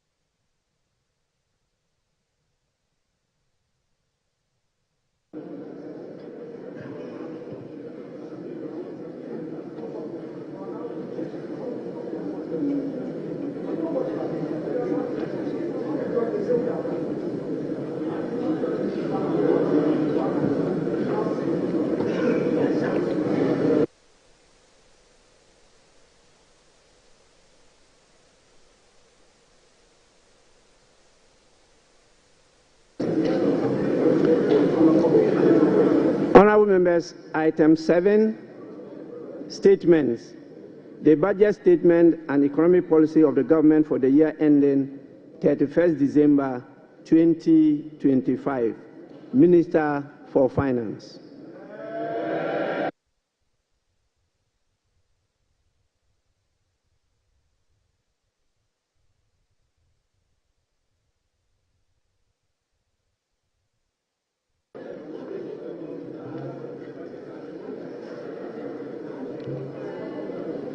Mr. Speaker, on the authority of His Excellency the President, President John Dramani Mahama, and pursuant to Article 179 of the Constitution, and the other paper, and the standing orders of the House, Order 1952, and today's order paper, Item 7. Mr. Speaker, I present to you the budget statement and economic policy of government for the year ending 31st December 2025. Right Honourable Speaker, today marks a moment of great significance, and I have the singular honor to stand before this House to present, on behalf of His Excellency, President John Dramani Mahama, following his extraordinary mandate, the maiden budget of his new administration. Mr. Speaker, I'm deeply grateful to His Excellency the President for entrusting me with this responsibility. Respectfully, Mr. Speaker, I also submit to this House the following statutory report as required by law. The 2024 annual report on the petroleum funds, in line with Section 48 of the Petroleum Revenue Management Act 2011, Act 815, as amended, Mr. Speaker. Mr. Speaker, I also submit the 2024 Energy Sector Levies report in accordance with Section 6 of the Energy Sector Levies Act 2015, Act 899. And finally, Mr. Speaker, the 2024 annual report on the collection and utilization of the African Import Union Levy, in line with Section 7 of the African Union Import Levy Act 2017, Act 952. Right Honourable Speaker, with this budget, I will also be seeking a review of the following act to support the policies of government aimed at stabilizing the economy and promoting inclusive growth. The first will be an amendment to the Petroleum Revenue Management Act 2011, Act 815. The second will be the Ghana Infrastructure Investment Fund Act 870. And the second will be an amendment to the Mineral Income Investment Fund Act 2018, Act 978. The Speaker, I will also be seeking amendment to the Energy Sector Levies Act 2015, Act 899. I will be seeking amendment to the Ghana Cocoa Board Act, Act 1984, the PNDC Law 81, as amended.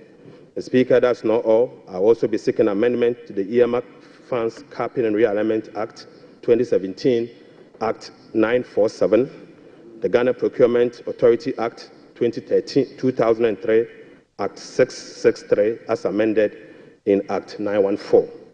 Speaker, I will be seeking amendment to the Ghana Education Trust Fund Act 2000, Act 581. And finally, Mr. Speaker, I will also be seeking amendment to the Fiscal Responsibility Act 2018, Act 982, and incorporating into a comprehensive public financial management act. Mr. Speaker, I forgot to add that I will also be seeking amendment to the Revenue Administration Act 2016, Act 915. So, Speaker, we remain committed to the pursuit of our 24-hour economic policy of stimulating economic growth and job creation. Right Honourable Speaker, this policy will contribute to addressing Ghana's structural economic challenge by creating an integrated, efficient, and increasingly export-driven industrial economy that fulfills the utilization of our national resources, capital, and labour power. Right Honourable Speaker, will be presenting the 24-hour economic policy to Parliament in due course. In this respect, Mr. Speaker, the Labour Act, the Ghana Investment Promotion Act, and other enabling legislations will be reviewed accordingly.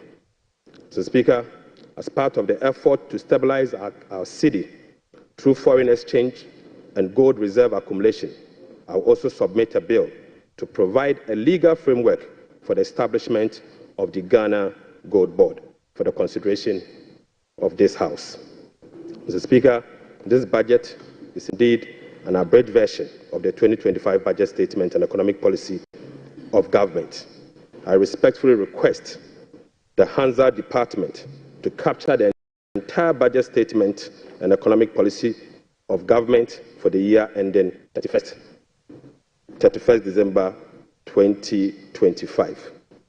Mr. Speaker, standing here evokes a sense of nostalgia as I reflect on my journey in public service from my early days as a young parliamentarian in this House in the year 2009. Destiny has guided my path from a backbencher to a member of the Finance Committee, to a Deputy Minister of Finance, to ranking member of the Finance Committee, to Minority Leader, to Majority Leader briefly, and now, Mr. Speaker, as Minister responsible of Finance. Right Honourable Speaker, the invaluable experience I gained in this chamber has shaped my perspective, sharpened my focus, and prepared me for the task at hand. I fully commit to supporting His Excellency the President to fix the economy of Ghana.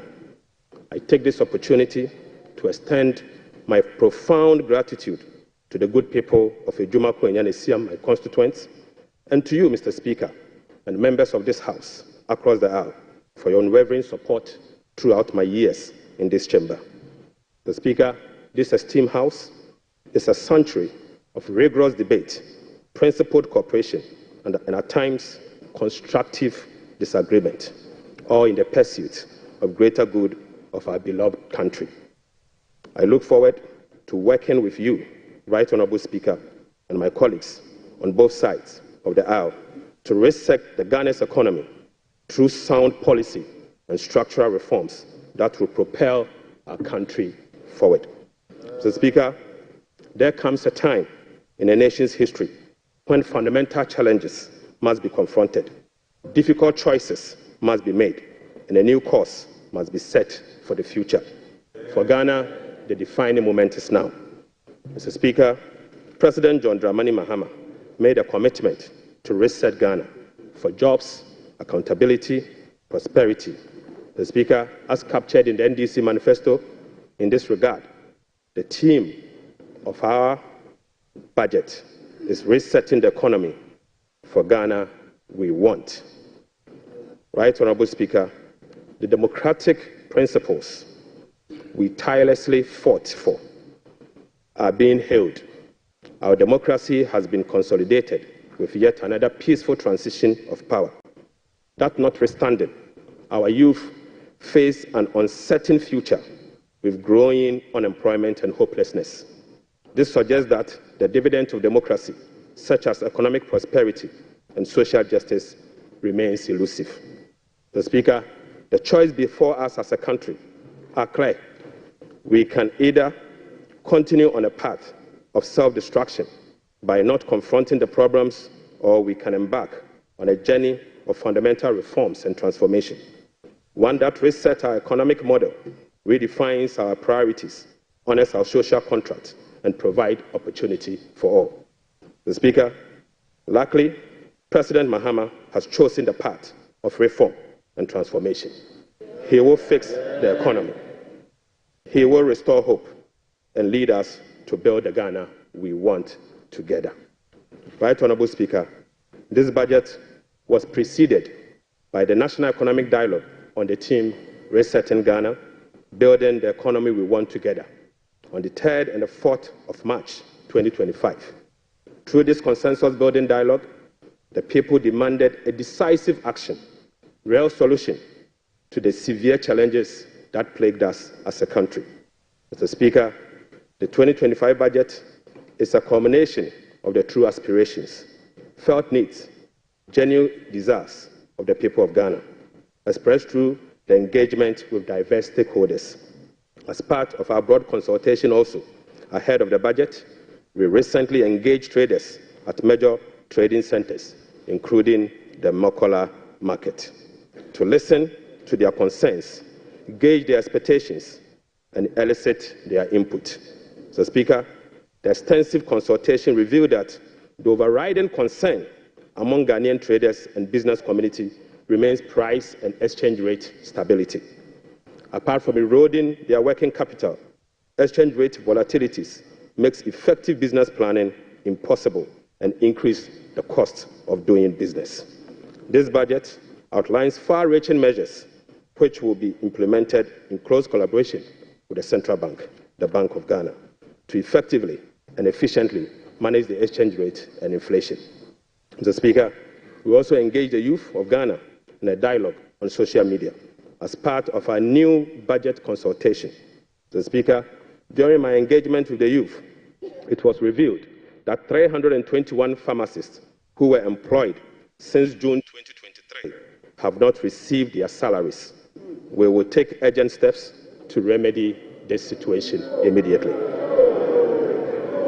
Right Honourable Speaker, this conversation was an eye-opening experience, one that strengthened my belief that the voices of the youth matter in designing policies that directly and indirectly impact their lives and future. Mr. Speaker, in the year 2016, I came to this chamber on behalf of the then Minister of Finance, the Honourable Seth Emmanuel Tepe, and led the passage of the Public Financial Management Act 2016, Act 912, to deploy a robust public financial management system. Even though, Mr. Speaker, the Public Financial Management Act remains one of the best in the world, its poor implementation has rendered our public financial management systems weak, allowing for abuse and costly infraction. So, Speaker, President Mohammed's government is committed to the full implementation of this critical legislation. So, Speaker, accordingly, we will enforce the sanction regime, link contracting and public procurement to budgetary provisions in the medium-term expenditure framework, and seek parliamentary approval for all multi-year commitments as required by law. Mr. Speaker, we will comply with the public procurement process and link them to approved budget. We will also respect the limits of the appropriations as approved by Parliament. We will rationalize the management of the compensation of employees, including conducting headcount across the country. Mr. Speaker, I now turn my attention or my focus to the state of the Ghanaian economy as at 31st December 2025. Right Honourable Speaker, Mr. Speaker, I now focus my attention on the state of the Ghanaian economy as at 31st December 2024. Mr. Speaker, hands on heart, we inherited an economy in deep crisis. Mr. Speaker, an economy hard hit with debt and beset by other fiscal challenges, such as large accumulation of MDRS, energy sector shortfalls, and financial sector payments. Mr. Speaker, weak commitment control and reckless public spending have reversed the progress made in fiscal consolidation, even under the IMF program that commenced in the year 2023. Mr. Speaker, notwithstanding the gains made under the IMF-supported program that was to achieve through the painful sacrifice of domestic bondholders, external creditors, and taxpayers, the economy remains in distress. Right Honourable Speaker, key performance indicators to be assessed by the IMF staff in the upcoming fourth review of the program, scheduled for April 2025, such as the primary balance on commitment basis, inflation, social protection, and others, as at end 2024, are likely missed. Right Honourable Speaker, in addition, all structural benchmarks due by end December 2024 are also missed. So, Speaker, inflation worsened in the year 2024 from 23.2% in the year 2023 to 23.8% in 2024. So, Speaker, the 2024 end period inflation also exceeded the budget target of 15% by 8.8 percentage points and the IMF central target of 18% by 5.8 percentage points. Unfortunately, this has triggered a discussion with IMF under the monetary policy consultation clause. Right Honourable Speaker, the primary balance on commitment basis worsened from a deficit of 0.2% of GDP in the year 2023 to a deficit of 3.9% in the year 2024. Mr. Speaker, the primary balance on commitment basis target for 2024 was a surplus of 0.5% of GDP. Sadly, the previous government recorded a deficit of 3.9 percentage point of GDP. This presents a slippage of a whopping 4.4 percentage points. Right, Honorable Speaker. At the end of December 2024, total central government arrests amounted to 67.5 billion Ghana cedis, representing 5.2% of GDP. The Speaker, with the road sector recording an arrest of 21 billion Ghana cedis. The Speaker, when I assumed office on the 23rd of January 2025, my office was inundated with requests for payment from many contractors and suppliers. To ascertain the total arrests and outstanding payment for all MDAs, the Ministry of Finance decided to formally request all MDAs on the 28th of January 2028 to submit information on all arrests and outstanding claims for validation. Subsequently, Mr. Speaker, the Ministry of Finance held a special hearing with the MDAs to validate the arrests that were submitted for payment. The response from the MDAs and the validation revealed that a staggering amount of 67.5 billion Ghana cedis is owed to government contractors and suppliers. Mr. Speaker, this consists of MDA's outstanding interim payment of invoices worth 49.2 billion and bank transfer advice at the Controller Accountant General worth 18.3 billion Ghana cedis. Mr. Speaker, this 67 billion excludes 1.73 billion US dollars owed to independent power producers. This 67 billion also excludes 68 billion Ghana cedis owned by Electricity Company of Ghana to contractors. Mr. Speaker, this 67 billion US dollars also exclude the 32 billion owned by the Ghana Cocoa Board to contractors. And Mr. Speaker, this 67.5 billion also excludes the 5.75 billion owned by the Ghana Road Fund to various contractors. Right, Honorable Speaker, the Bank of Ghana is also seeking an amount of 53 billion Ghana cedis as bailout to be able to address their negative equity challenge that they face. Mr. Speaker, as part of the measures to address these mounting accumulated arrests, we have commissioned an audit of these arrest payments and guarantee value for money before a penny will be paid. Mr. Speaker, before a penny will be paid, we'll commit to do that arrest. Right, Honorable Speaker, in addition to the 67.5 billion cedis in arrests, the validation process also revealed that MDAs have awarded contract to the tune of a minimum 194 billion Ghana cedis. Mr. Speaker, this amount represents 16.5% of GDP as at the end of 2024, with the road sector again alone accounting for 100 billion Ghana cedis. Mr. Speaker, most of these contractors and most of these contracts were awarded without commencement certificate and authorization. Mr. Speaker, this is in blatant violation of the Public Financial Management Act, Act 921. Right, Honorable Speaker, let me now update you on our debt service obligations. Mr. Speaker, apart from the huge arrests and commitment, our fiscal situation is further complicated by huge bullet debt service and constrained fiscal financing options. Currently, Mr. Speaker, the government option to finance the budget is limited to only Treasury bill market following the debt restructuring program. Moreover, the forthcoming debt service of both domestic and Eurobond debt obligation will have profound implications for fiscal sustainability and balance of payment.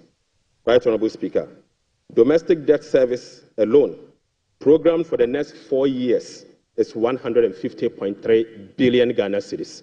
The Speaker, simply put, the interest and principal payment that will be due for payment beginning now for the next 4 years is 150.3 billion Ghana cedis.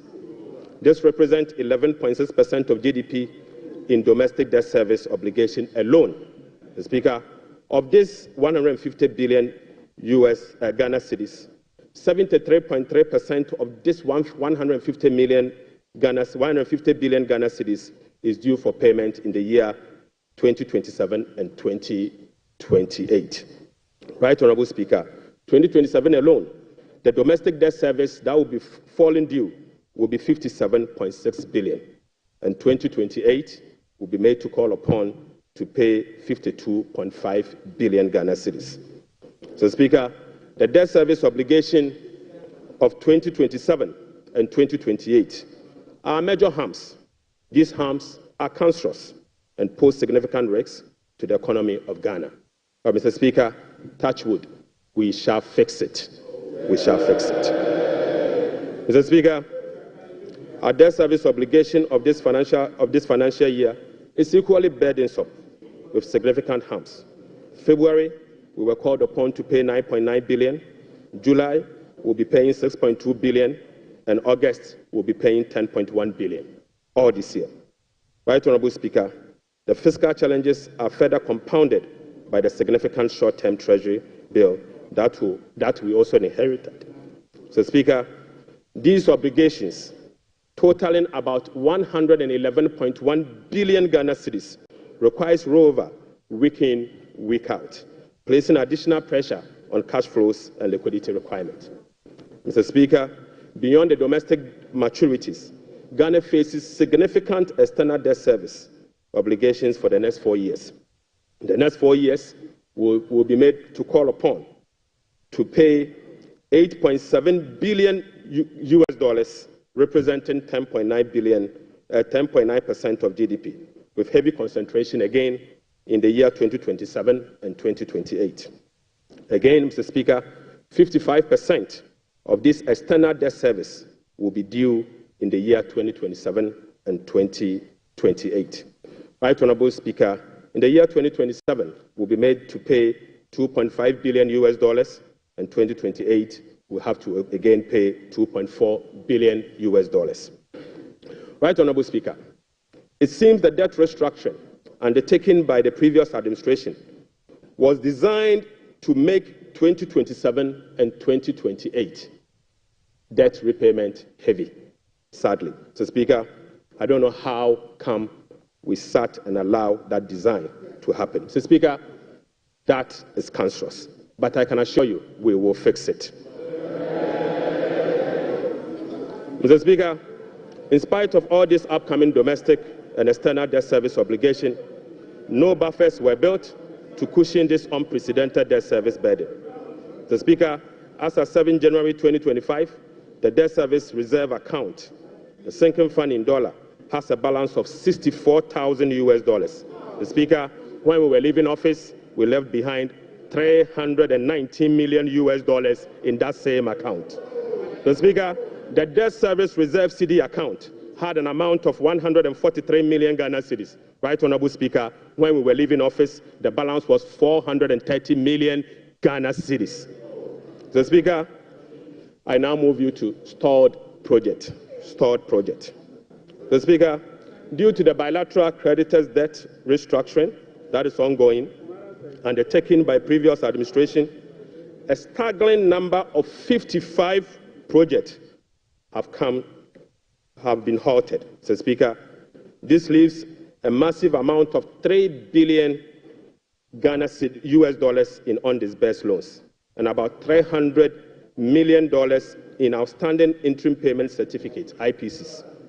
Some of these projects include the famous Ifia Kwanta Hospital, the KJTIA Market Phase 2, the Bolgatanga Boko Pomakrom Road, and the Tema Aflawa Road project.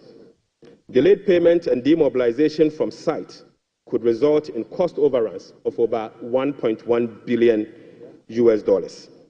Right, Honourable Speaker, the IMF-supported program imposed an annual disbursement ceiling of $250 million for all bilateral loans that are being restructured. This constraint means that it will take a minimum of 12 years to complete all of this stored program. Mr. Speaker, unfortunately, as a result of the debt restructuring, all this stored program, working with the IMF will take a minimum of 12 years if we decide to go business as usual. We'll be engaging in the coming days to resolve this challenge. Mr. Speaker, I now take you to the famous energy sector fiscal. Mr. Speaker, the increase in energy sector financing shortfall is posing significant risk to the Ghanaian economy. In the year 2024, the Ministry of Finance supported the energy sector with payment of about 20.8 billion Ghana cedis. These resources could have been used for job creation and other development programs, like roads, schools, and hospitals, if the sector inefficiencies were resolved. The Speaker, a recent exercise conducted by the Sector Financing Modeling Team under the Energy Sector Recovery Program, ESRP, revealed that the business-as-usual energy sector financing shortfall has increased significantly to about 35 billion Ghana cedis for the year 2025 alone, even after spending in excess of 20 billion cedis in the year 2024. Right, Honourable Speaker, more importantly, the shortfall for the period 2023 to 2026 has been estimated to be about 140 billion Ghana cedis. The Speaker, this amount is 20 times more than the allocation for goods and service for all MDAs in the year 2025. The Speaker, in addition, the energy sector shortfalls, which relate to current invoices that are largely unpaid legacy arrests due to the independent power producers. Mr. Speaker, the legacy arrests stood at $1.73 billion as at end 2024. Right, Honourable Speaker, the cocoa sector, which has long been the backbone of the Ghanaian economy, is sadly on its knees, owing to gross mismanagement. Mr. Speaker, the sector faces declining output and financing challenges, characterized by unsustainable debt, rollover cocoa contract risk, and quasi-fiscal expenditures, including cocoa roads, which, Mr. Speaker, is a non-core function of the Ghana Cocoa Board. Right, Honourable Speaker, cocoa production has dropped by nearly 50% over the past 3 years. In the year 2023-2024 crop season, Cocoa Board was unable to supply 330,000 tons of cocoa to meet its contractual obligation. This sharply decline has affected the finances of Ghana Cocoa Board. This undersupply has been rolled over for subsequent years for the new administration to pay. Mr. Speaker, these 2023 to 2024 forward sales contracts, locked in at lower prices than the current market rates, have resulted in revenue losses of about $840 million for both Ghana Cocoa Board and the impoverished cocoa farmer. Right, Honourable Speaker, the rollout cocoa contract has resulted in a loss of $495 million for the year 2025 alone. Mr. Speaker, these are the risks in relation to the market price differentials and, as a result, costs causing the smuggling that we see with Ghana Cocoa Board. Mr. Speaker, Cocoa Board outstanding debt amount to 32 billion Ghana cedis, of which 11.92 billion is due to be paid in the year 2025. Outstanding cocoa road contracts reached 21 billion Ghana cedis, approximately $1.3 billion in the year 2024, of which only 4.4 billion has been accounted for in Cocoa Board's finances for the year 2025. Mr. Speaker, the financial sector still struggles even after spending 30.3 billion in the financial sector cleanup exercise by end 2024. This includes 26.9 billion Ghana cedis after spending this amount in the banking sector. Mr. Speaker, as we speak, the financial sector is still struggling, and the financial sector will require 10.45 billion Ghana cedis to address the financial sector legacy issues and emerging risk. In addition, Mr. Speaker, an amount of 2.2 billion Ghana cedis is required to fully capitalize the National Investment Bank and the Agricultural Development Bank of Ghana. Mr. Speaker, I will also update the House on the fiscal performance for the year 2024. Mr. Speaker, the fiscal performance in the year 2024 was characterized by improved revenue collection, but with significant expenditure overruns. In addition, large arrests were accumulated over the period. Mr. Speaker, in summary, national data shows the following. 1. Primary balance on commitment basis. The key fiscal anchor of the IMF program worsened from a deficit of 0.2% of GDP at the end of 2023 to a deficit of 3.9% of GDP at the end of the year 2024. This is 4.4 percentage points worse than the target surplus of 0.5% of GDP. Sadly, Mr. Speaker, on cash basis, Mr. Speaker, the primary balance was a deficit of 1.2% of GDP against a target of 0.6% of GDP, representing a 100% deviation. Mr. Speaker, the overall fiscal balance on commitment basis for 2024 was a deficit of 7.9% of GDP against a target of 4.2% of GDP, while the overall fiscal balance on cash basis was a deficit of 5.2% of GDP against a target of 5.3% of GDP. Total revenue and grant amounted to 186.6 billion Ghana cedis, or 15.9% of GDP, 5.3% above the revised target of 177.2 billion Ghana cedis, or 17.4% of GDP. The performance was mainly driven by higher than programmed oil and gas receipts and higher non-oil tax revenue collection. Total expenditure on commitment basis, including discrepancies, amounted to 279.2 billion, or 23.7% of GDP. This is 27.1% above the budget provisions of the year 2024, Mr. Speaker. The primary balance on commitment basis, including discrepancies, amounted to 232.4 billion, or 19.8% of GDP. This is 35.3% above the target of 171.7 billion, or 16.8% of GDP. Unfortunately, Mr. Speaker, all expenditure lines exceeded their respective targets for the period, except for interest payments, goods and service, and other expenditures.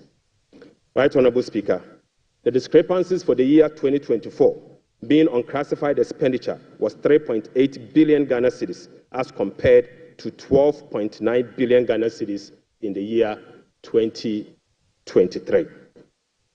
Mr. Speaker, at the end of December 2024, provisional data indicate that gross central government and guaranteed debt was 726.7 billion from 610 billion in 2023. This represents 61.8% of GDP in 2024, compared to 68.7% in the year 2023. Mr. Speaker, it is instructive to note that the debt to GDP ratio and the dollar component of our debt that has come down, that has reduced, is as a result of the 37% haircut on principal of Eurobond debt under the debt restructuring. Mr. Speaker, it is important to know that. Mr. Speaker,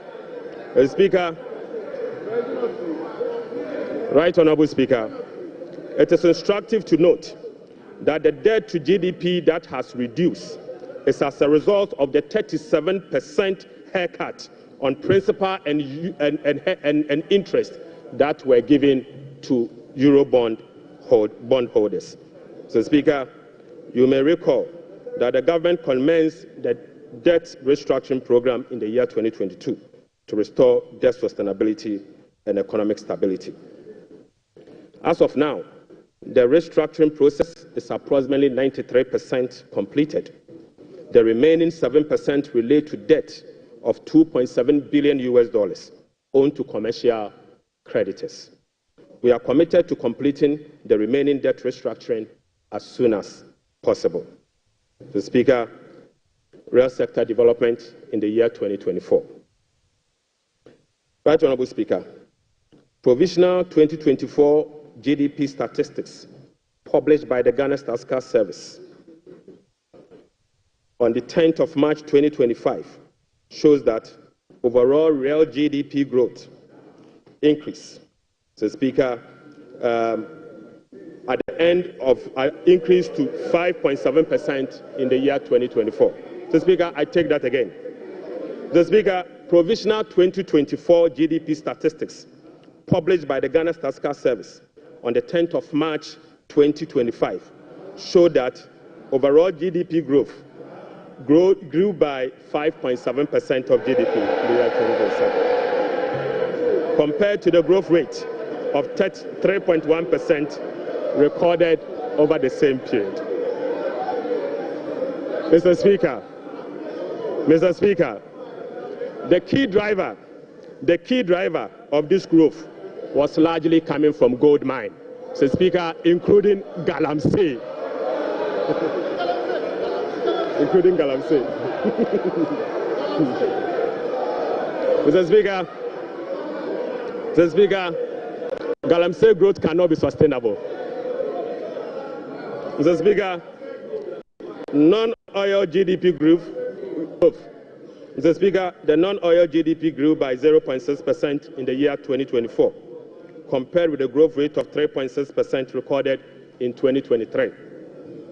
Mr. Speaker, the gross international reserves increased to a stock position of $8.98 billion at the end of 2024 and was enough to cover 4 months of imports, exceeding the target of a floor of 3 months of import cover. At the end of 2024, the currency had depreciated by 19.2% against the US dollars, 17.8% against the euro, against the British pound, Mr. Speaker, and it had depreciated by 13.7% against the euro. Mr. Speaker, Right Honourable Speaker, it is what it is. The state of our economy is troubling, but we will fix it. Mr. Speaker, touch wood, we will fix it. But Mr. Speaker, it will require some sacrifices, truthfulness, transparency, and discipline. We will take strong measures to confront the situation head-on. Mr. Speaker, the sacrifice must come from all stakeholders, beginning with the government.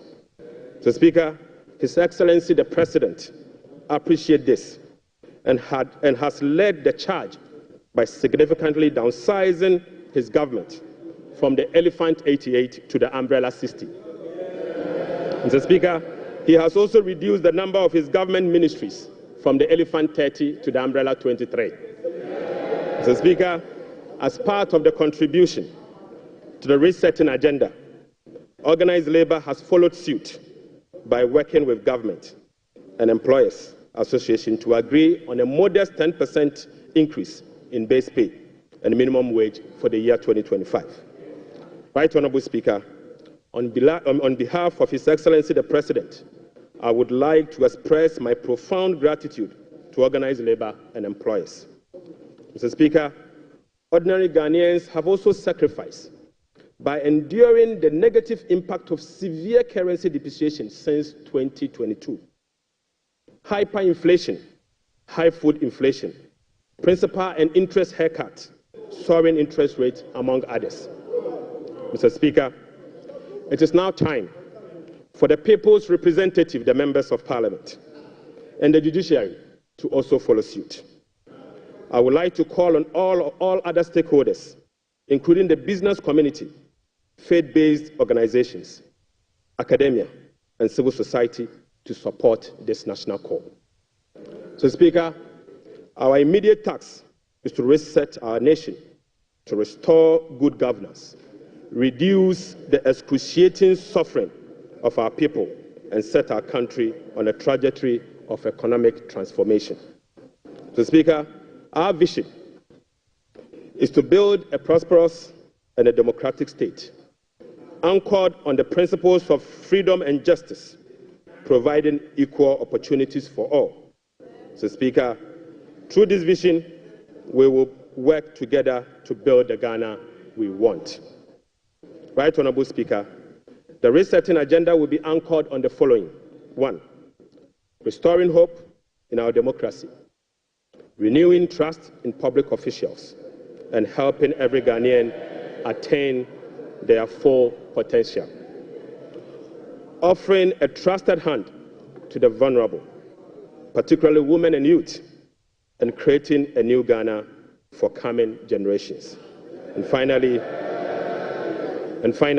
stimulating demand by patronizing made-in-Ghana goods under the 24-hour economy. Mr. Speaker, today I came to this chamber with made-in-Ghana bag, signifying, Mr. Speaker, with made-in-Ghana bag, Mr. Speaker, I would like to first present, Mr. Speaker, they don't know that in Ghana we sew suit. Right, Honorable Speaker, I would like to first present the government's immediate and strong measures to address the current challenges we are confronted with, followed by the medium-term vision, policy objectives and targets. Right, Honorable Speaker, consistent with Section 14 of the Public Financial Management Act 2016, Act 911, the fiscal policy objectives of this government is to support the economic transformation agenda to ensure the macroeconomic stability of the country within the macroeconomic and fiscal framework. More specifically, the fiscal policy objective of the government include the following: rationalizing government expenditure and eliminating wasteful expenditures, optimizing domestic revenue mobilization through broadening of tax base, increased non-tax revenue collection, adopting enhanced tax compliance measures, and modernizing the tax administration through digital technology. Mr. Speaker, we will also increase the share of domestic expenditure to spur economic growth and job creation. We'll be reducing public debt to sustainable levels and adopting prudent debt management practice to support debt sustainability. Reducing the fiscal deficit progressively in accordance with the amended Fiscal Responsibility Act to promote fiscal and debt sustainability. And, Mr. Speaker, restoring confidence in the Ghana economy. Right, Honorable Speaker, our approach will be to foster economic growth, accelerate job creation, reduce inflation, and stabilize the cedi. To achieve this, it is crucial that we establish the macroeconomic stability and ensure debt sustainability. Mr. Speaker, we are confident that by prioritizing these fundamental elements, we can cultivate an environment where individuals can prosper and businesses can thrive in Ghana. Mr. Speaker, Ghanaians, through the recent National Economic Dialogue, have expressed a clear desire for fiscal deficit and public debt to be reduced through cuts in government spending rather than through only tax measures. We wholeheartedly agree. Mr. Speaker, going forward, we will tailor our expenditure to align with our fiscal realities. After all, whoever pays off their debt gets rich. Mr. Speaker, we are poised to implement a three-pronged approach to achieve our objective, beginning with this budget immediately. First will be to recalibrate the fiscal adjustment, and we believe that by prioritizing spending-led fiscal adjustment can initiate a positive cycle. Fiscal adjustment can initiate a positive cycle in a way that first, it will help lower inflation and curb depreciation of the cedi. Secondly, it will lessen government reliance on borrowing, which in turn will reduce the crowding out of private sector and lower interest rates. Lastly, this approach will ease the strain on monetary policy, allowing the central bank some greater flexibility to reduce monetary policy rates, ultimately resulting in lower bank and lending rates. Mr. Speaker, the second approach will be to deliver a shock therapy. Mr. Speaker, we are implementing a form of shock therapy to the economy by making significant spending cuts this year, thereby reducing the government financing needs and front-loading fiscal adjustment. This is the down payment for our policy credibility and credit worthiness. Right Honourable Speaker, our third approach will be to restore fiscal responsibility. By moving forward, we will enhance public financial management by empowering ministers to effectively manage their budget on their own, ensuring strict compliance with the commencement certificate. Mr. Speaker, we'll be passing and enforcing a revised Fiscal Responsibility Act. And finally, we will enforce the sanction regime for non-compliance of the Public Financial Management Act. Mr. Speaker, in pursuit of the overarching macroeconomic objectives, the following macroeconomic targets have been set for the year 2025. Overall real GDP growth of at least 4% of GDP. Mr. Speaker, not less non-oil real GDP growth of at least 4.8% of GDP. Mr. Speaker, end period inflation rate of 11.9%. Mr. Speaker, primary balance on commitment basis of a surplus of 1.5% of GDP. Mr. Speaker, gross international reserves, including oil funds and encumbered assets, to cover not more than a minimum of 3 months of import. Mr. Speaker, to address inflation, government will implement a number of measures to complement the Bank of Ghana and monetary authorities. Mr. Speaker, the measures to stabilize the exchange rate include the following. We will be establishing the Ghana Gold Board to enhance the generation of accumulation of forex to support the stability of the Ghana cedi. The Bank of Ghana will continue to implement its FX forward auction to support the stability of the Ghana cedi. Government's strong fiscal consolidation through the reduction in public sector spending and the fiscal deficit will reduce the pressure on the exchange rate. Mr. Speaker, our import substitution drive under the 24-hour economy involving domestic production of key products originally imported will reduce import and related FX requirements, boding well for FX stability. Right Honourable Speaker, we are addressing the inflation problems through a number of measures, including the following. First, specific interventions, including the Agriculture for Economic Transformational Agenda, is expected to increase food production and reduce food inflation. Government will implement policies that target items with large weight in the CPI basket, such as transportation and utility, to reduce their prices. Mr. Speaker, our aggressive fiscal consolidation drive aimed at reducing the fiscal deficit and borrowing will contribute significantly to reducing inflationary pressures. Right Honourable Speaker, our strategy to improve exchange rate stability will reduce imported inflation and fuel prices. Mr. Speaker, the Bank of Ghana will maintain an appropriate monetary policy stance and use its liquidity management interventions to support the disinflation process. Right Honourable Speaker, to achieve our expenditure-led fiscal consolidation objectives, we will implement the following measures. Mr. Speaker, I now take you to our expenditure measures. Mr. Speaker, the following expenditure measures will be implemented in 2025 and the medium term to support fiscal consolidation agenda. First, we will conduct a comprehensive audit to validate the quantum of arrests and commitment as at 31st December 2024. Mr. Speaker, the mandatory use of blanket purchase order to capture multi-year commitment contracts in line with our medium-term expenditure ceilings will be implemented. We will amend the Public Procurement Act to provide for an independent value for money office to scrutinize government procurement.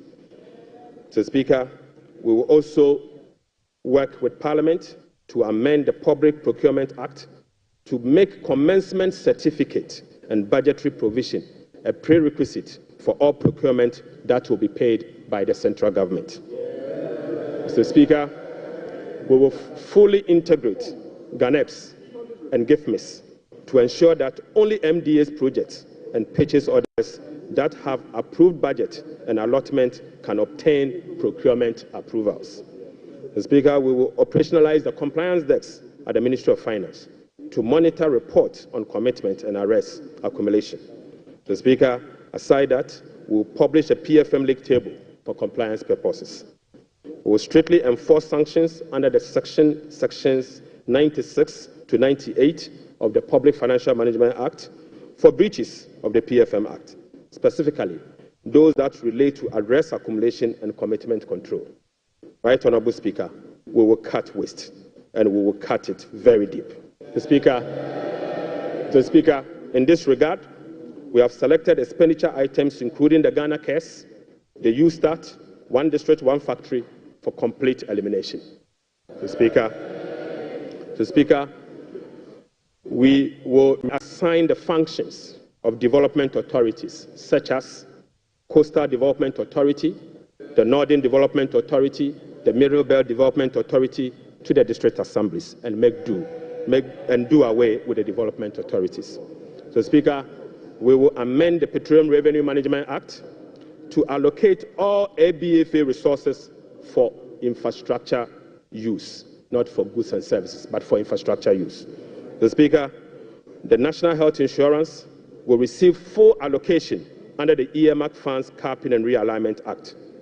So, Speaker, the road fund will receive full allocation under the earmark fund and capping and realignment act. So, Speaker, JNPC share of net carried and participating interest from 30, we will reduce the JNPC share of net carried and participating interest from 30% to 15%, and fully restore transfers to GMPC under the earmark fund and capping alignment act. Right, Honourable Speaker, we'll be amending the Mineral Income and Investment Fund Act to ensure that 80% of the royalties originally maintained by MIF is transferred to the Consolidated Fund for Infrastructure Development. Right, Honourable Speaker, we will strengthen social protection through the implementation of new interventions such as the no academic fee policy for all first-year students in public tertiary institutions under the No Fee Stress Initiative. The Speaker, it also includes the free tertiary education for persons with disability, free primary health care, the Ghana Medical Trust Care, otherwise known as Mahama Care, and free sanitary pads for schoolgirls. Mr. Speaker, to address the energy sector challenges, including reducing the quantum of large energy sector shortfalls, the following energy sector recovery program interventions will be implemented this year. First, Mr. Speaker, ECG and NEDCO will implement a number of measures, including metering and implementation of private sector participation.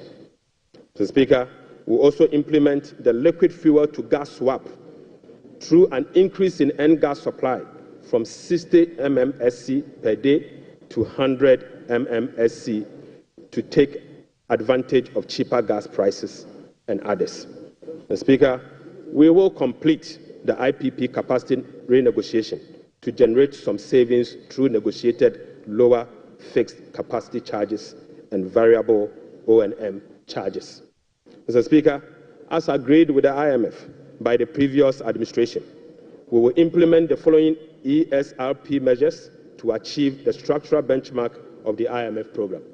Mr. Speaker, PURC will continue to implement the quarterly tariff adjustment to reflect changes in inflation, exchange rate, and generation mix.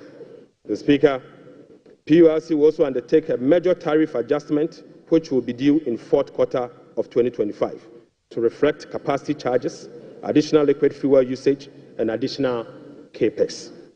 The weighted average cost of gas will be increased from the current $7.80 per MMBTU to $8.45 to reflect the increased prices of natural gas as well as the changes in the supply mix.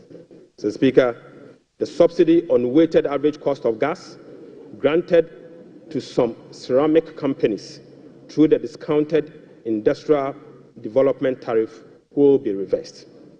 Mr. Speaker, I now take you to the revenue measures. Revenue measures. Mr. Speaker, in proposing some revenue measures to achieve the 2025 fiscal target for your consideration, I'll first take you to the IMF requirement. Mr. Speaker, this measures is inconsistent with our commitment under the IMF-supported program to observe a non-oil tax revenue effort of 0.6% point of GDP annually as part of the measures to improve domestic revenue mobilization and achieve our debt sustainability target over the medium term. Right, Honorable Speaker, despite our commitment to increase the non-oil tax revenue by 0.6%, we have programmed the following nuisance taxes for removal in line with our manifesto promise. Mr. Speaker, we will abolish the 10% withholding tax on winning from lottery, otherwise known as the betting tax. Mr. Speaker, we will abolish the electronic transfer levy, e-levy, of 1%.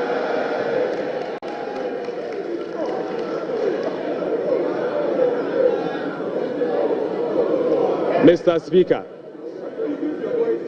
Speaker, we will abolish the 10% withholding tax on betting.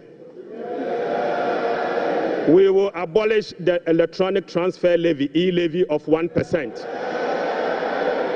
We will abolish the emission levy, otherwise as in Wusie tax.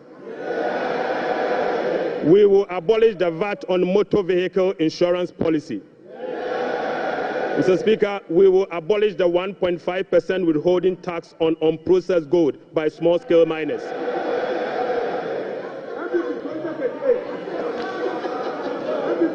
Mr. Speaker, the removal of these taxes will ease the burden on households and improve their disposable income.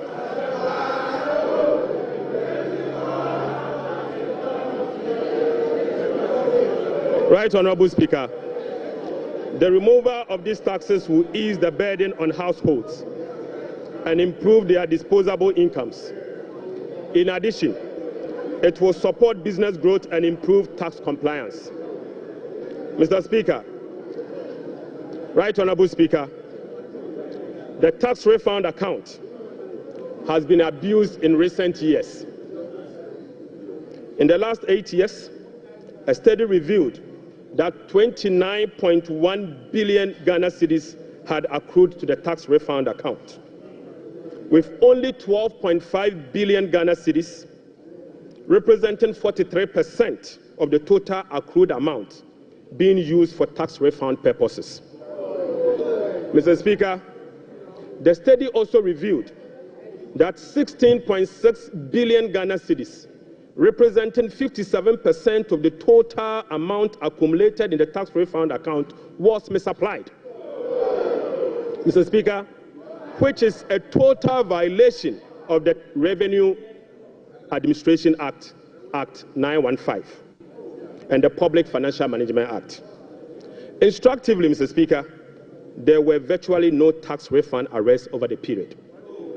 Mr. Speaker, and therefore, we are reducing the current tax refund ceiling by 2 percentage points from 6% to 4% of total revenue, as defined in Section 69 of the Revenue Administration Act, Act 915.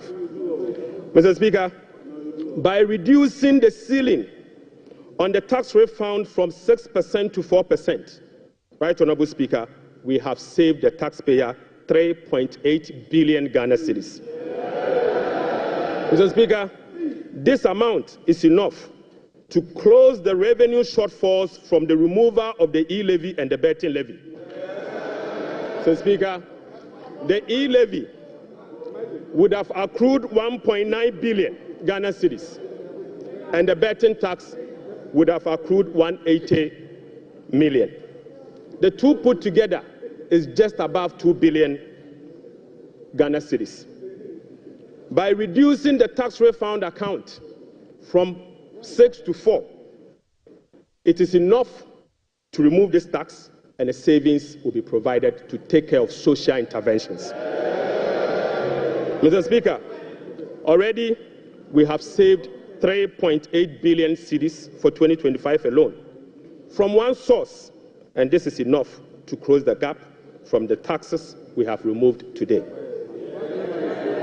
Mr. Speaker, to address the concerns from well-meaning Ghanaians on how we are going to close the revenue shortfalls as a result of the removal of the selected taxes, the answer is that we have stopped the bleeding. We have stopped the bleeding. Mr. Speaker, accordingly, with this budget, we will amend the Revenue Administration Act 2016, Act 915. This measure will improve the tax revenue net of tax refund by 2%, representing 0.3% of GDP.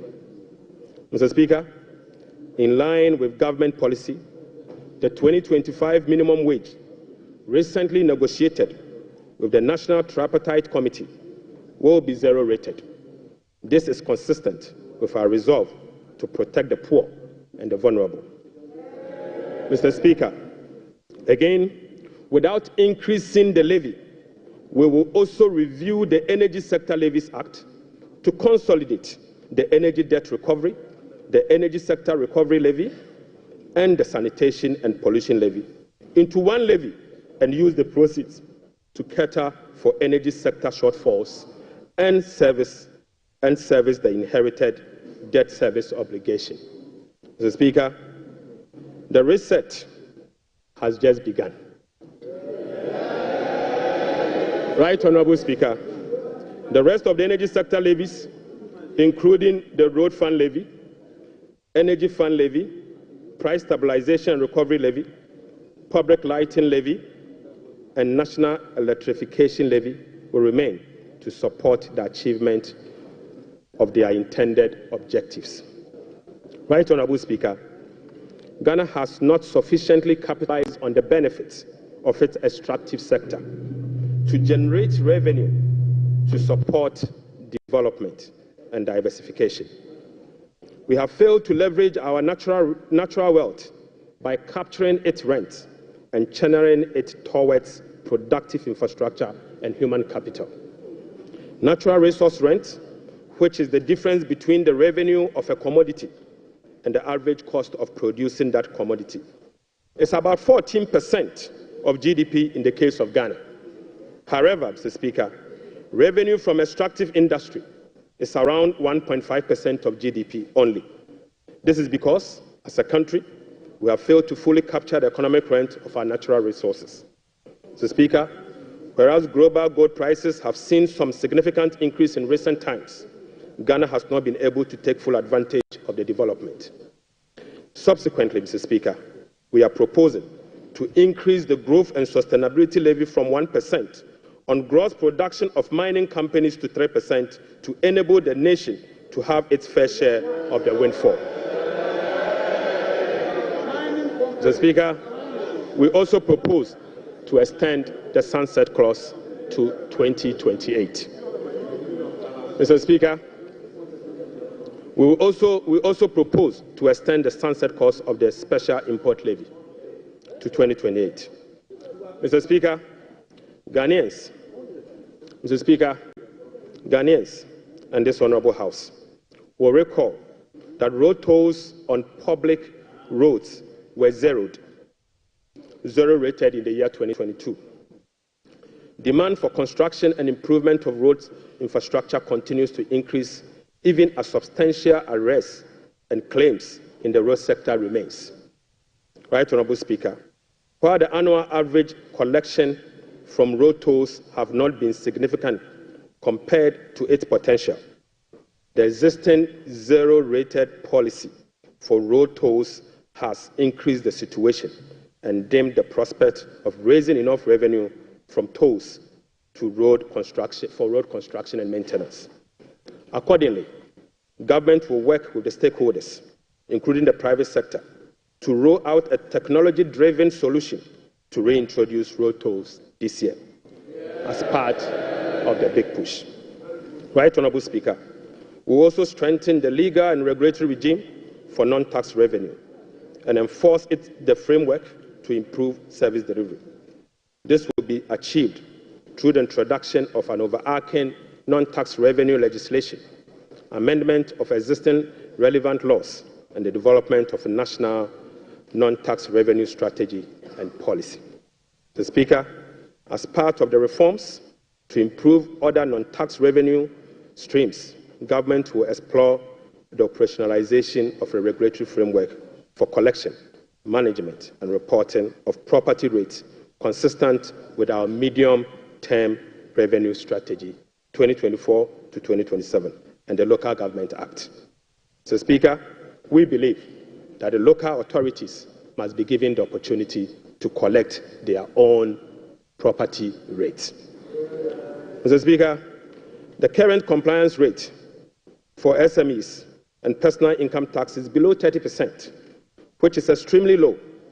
Government will embark on an aggressive and sustained tax education campaign in the next 2 to 3 years to ensure improved compliance and tax revenue mobilization. We will also institute a quarterly dialogue on tax issues among the Ghana Revenue Authority, Ministry of Finance, and the business community to ensure that issues affecting businesses are addressed promptly. Mr. Speaker, I now take you to VAT reforms, VAT reforms. Right Honourable Speaker, we commit to the people of Ghana and this House, the business community, that we will undertake a comprehensive value-added tax reform this year. Mr. Speaker, with the aim to review the current distortions and cascading structure of the value-added tax regime. Ghana's effective rate, VAT rate is about 22%. This is obviously because the 2.5% Get Fund levy, the National Health Insurance levy of 2.5%, and the COVID levy are well added to the base for a final determination of what is due for VAT purposes. Mr. Speaker, aside the high VAT rate, businesses are not permitted by law to claim their input VAT for NHIL, Get Fund, and COVID levy, compounding the burden on households. Right Honourable Speaker, our VAT regime has been distorted and rendered inefficient. It combines both VAT and sales tax principles with a flat rate, standard rate, and levies. We have requested for technical assistance from the Fiscal Affairs Department of the IMF on VAT reforms. It is expected that the IMF mission will commence in April 2025. The recommendations from the Technical Assistance Mission are expected to inform our reform. Mr. Speaker, ahead of the IMF Technical Assistance Mission, I will inaugurate a VAT reform task force to hold broad consultation with key stakeholders for their input. Mr. Speaker, the parameters for VAT reform will be is for them to complete this year. Mr. Speaker, the parameters will include the following. 1, abolishing the COVID levy. Mr. Speaker, reversing the decoupling of Get Fund and NHIL VAT from VAT. Mr. Speaker, reducing the effective VAT rate for households and businesses. Reversing the VAT flat rate regime and upwardly adjusting the VAT registration threshold to exempt micro and small businesses from the collection of VAT. Mr. Speaker, will also improve compliance through public education and awareness. Mr. Speaker, I now take you to revenue mobilization and resource allocation.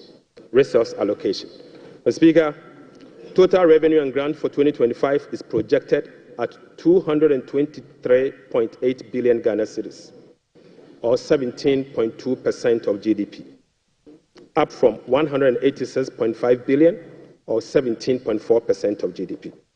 The projection is underpinned by non-oil revenue measures, which are expected to yield at least 0.6% of GDP. Mr. Speaker, total expenditure on commitment basis for 2025 has been programmed at 269.1 billion, representing 20.7% of GDP, down from 279.2 billion, which is 26% of GDP in the year 2024. Primary expenditure on commitment basis is projected at 204.7 billion Ghana cedis, representing 15.8% of GDP, which is a significant decline from 232.4 billion, representing 21.7% of GDP in the year 2024. Mr. Speaker, based on the resource allocation from 2025 fiscal year, the total appropriations for the year ending 31st December 2025 is 290,971,212,435 billion Ghana cedis. Mr. Speaker, budget financing. Right Honorable Speaker, based on the estimate for total revenue and grant and total expenditure, the projected overall balance on commitment basis is a deficit of 43.8 billion Ghana cedis, equivalent to 3.1% of GDP. The corresponding primary balance on commitment basis is a surplus of 20.3 billion Ghana cedis, equivalent to 1.5% of GDP. On cash basis, Mr. Speaker, overall balance is a deficit of 56.9 billion Ghana cedis, equivalent to 4.1% of GDP. The corresponding primary balance on cash basis is again a surplus of 7.3 billion, equivalent to 0.5% of GDP. Right Honorable Speaker, the cash deficit of 56.9 billion is expected to be financed from both foreign and domestic sources. The total foreign net financing will amount to 21.4 billion Ghana cedis.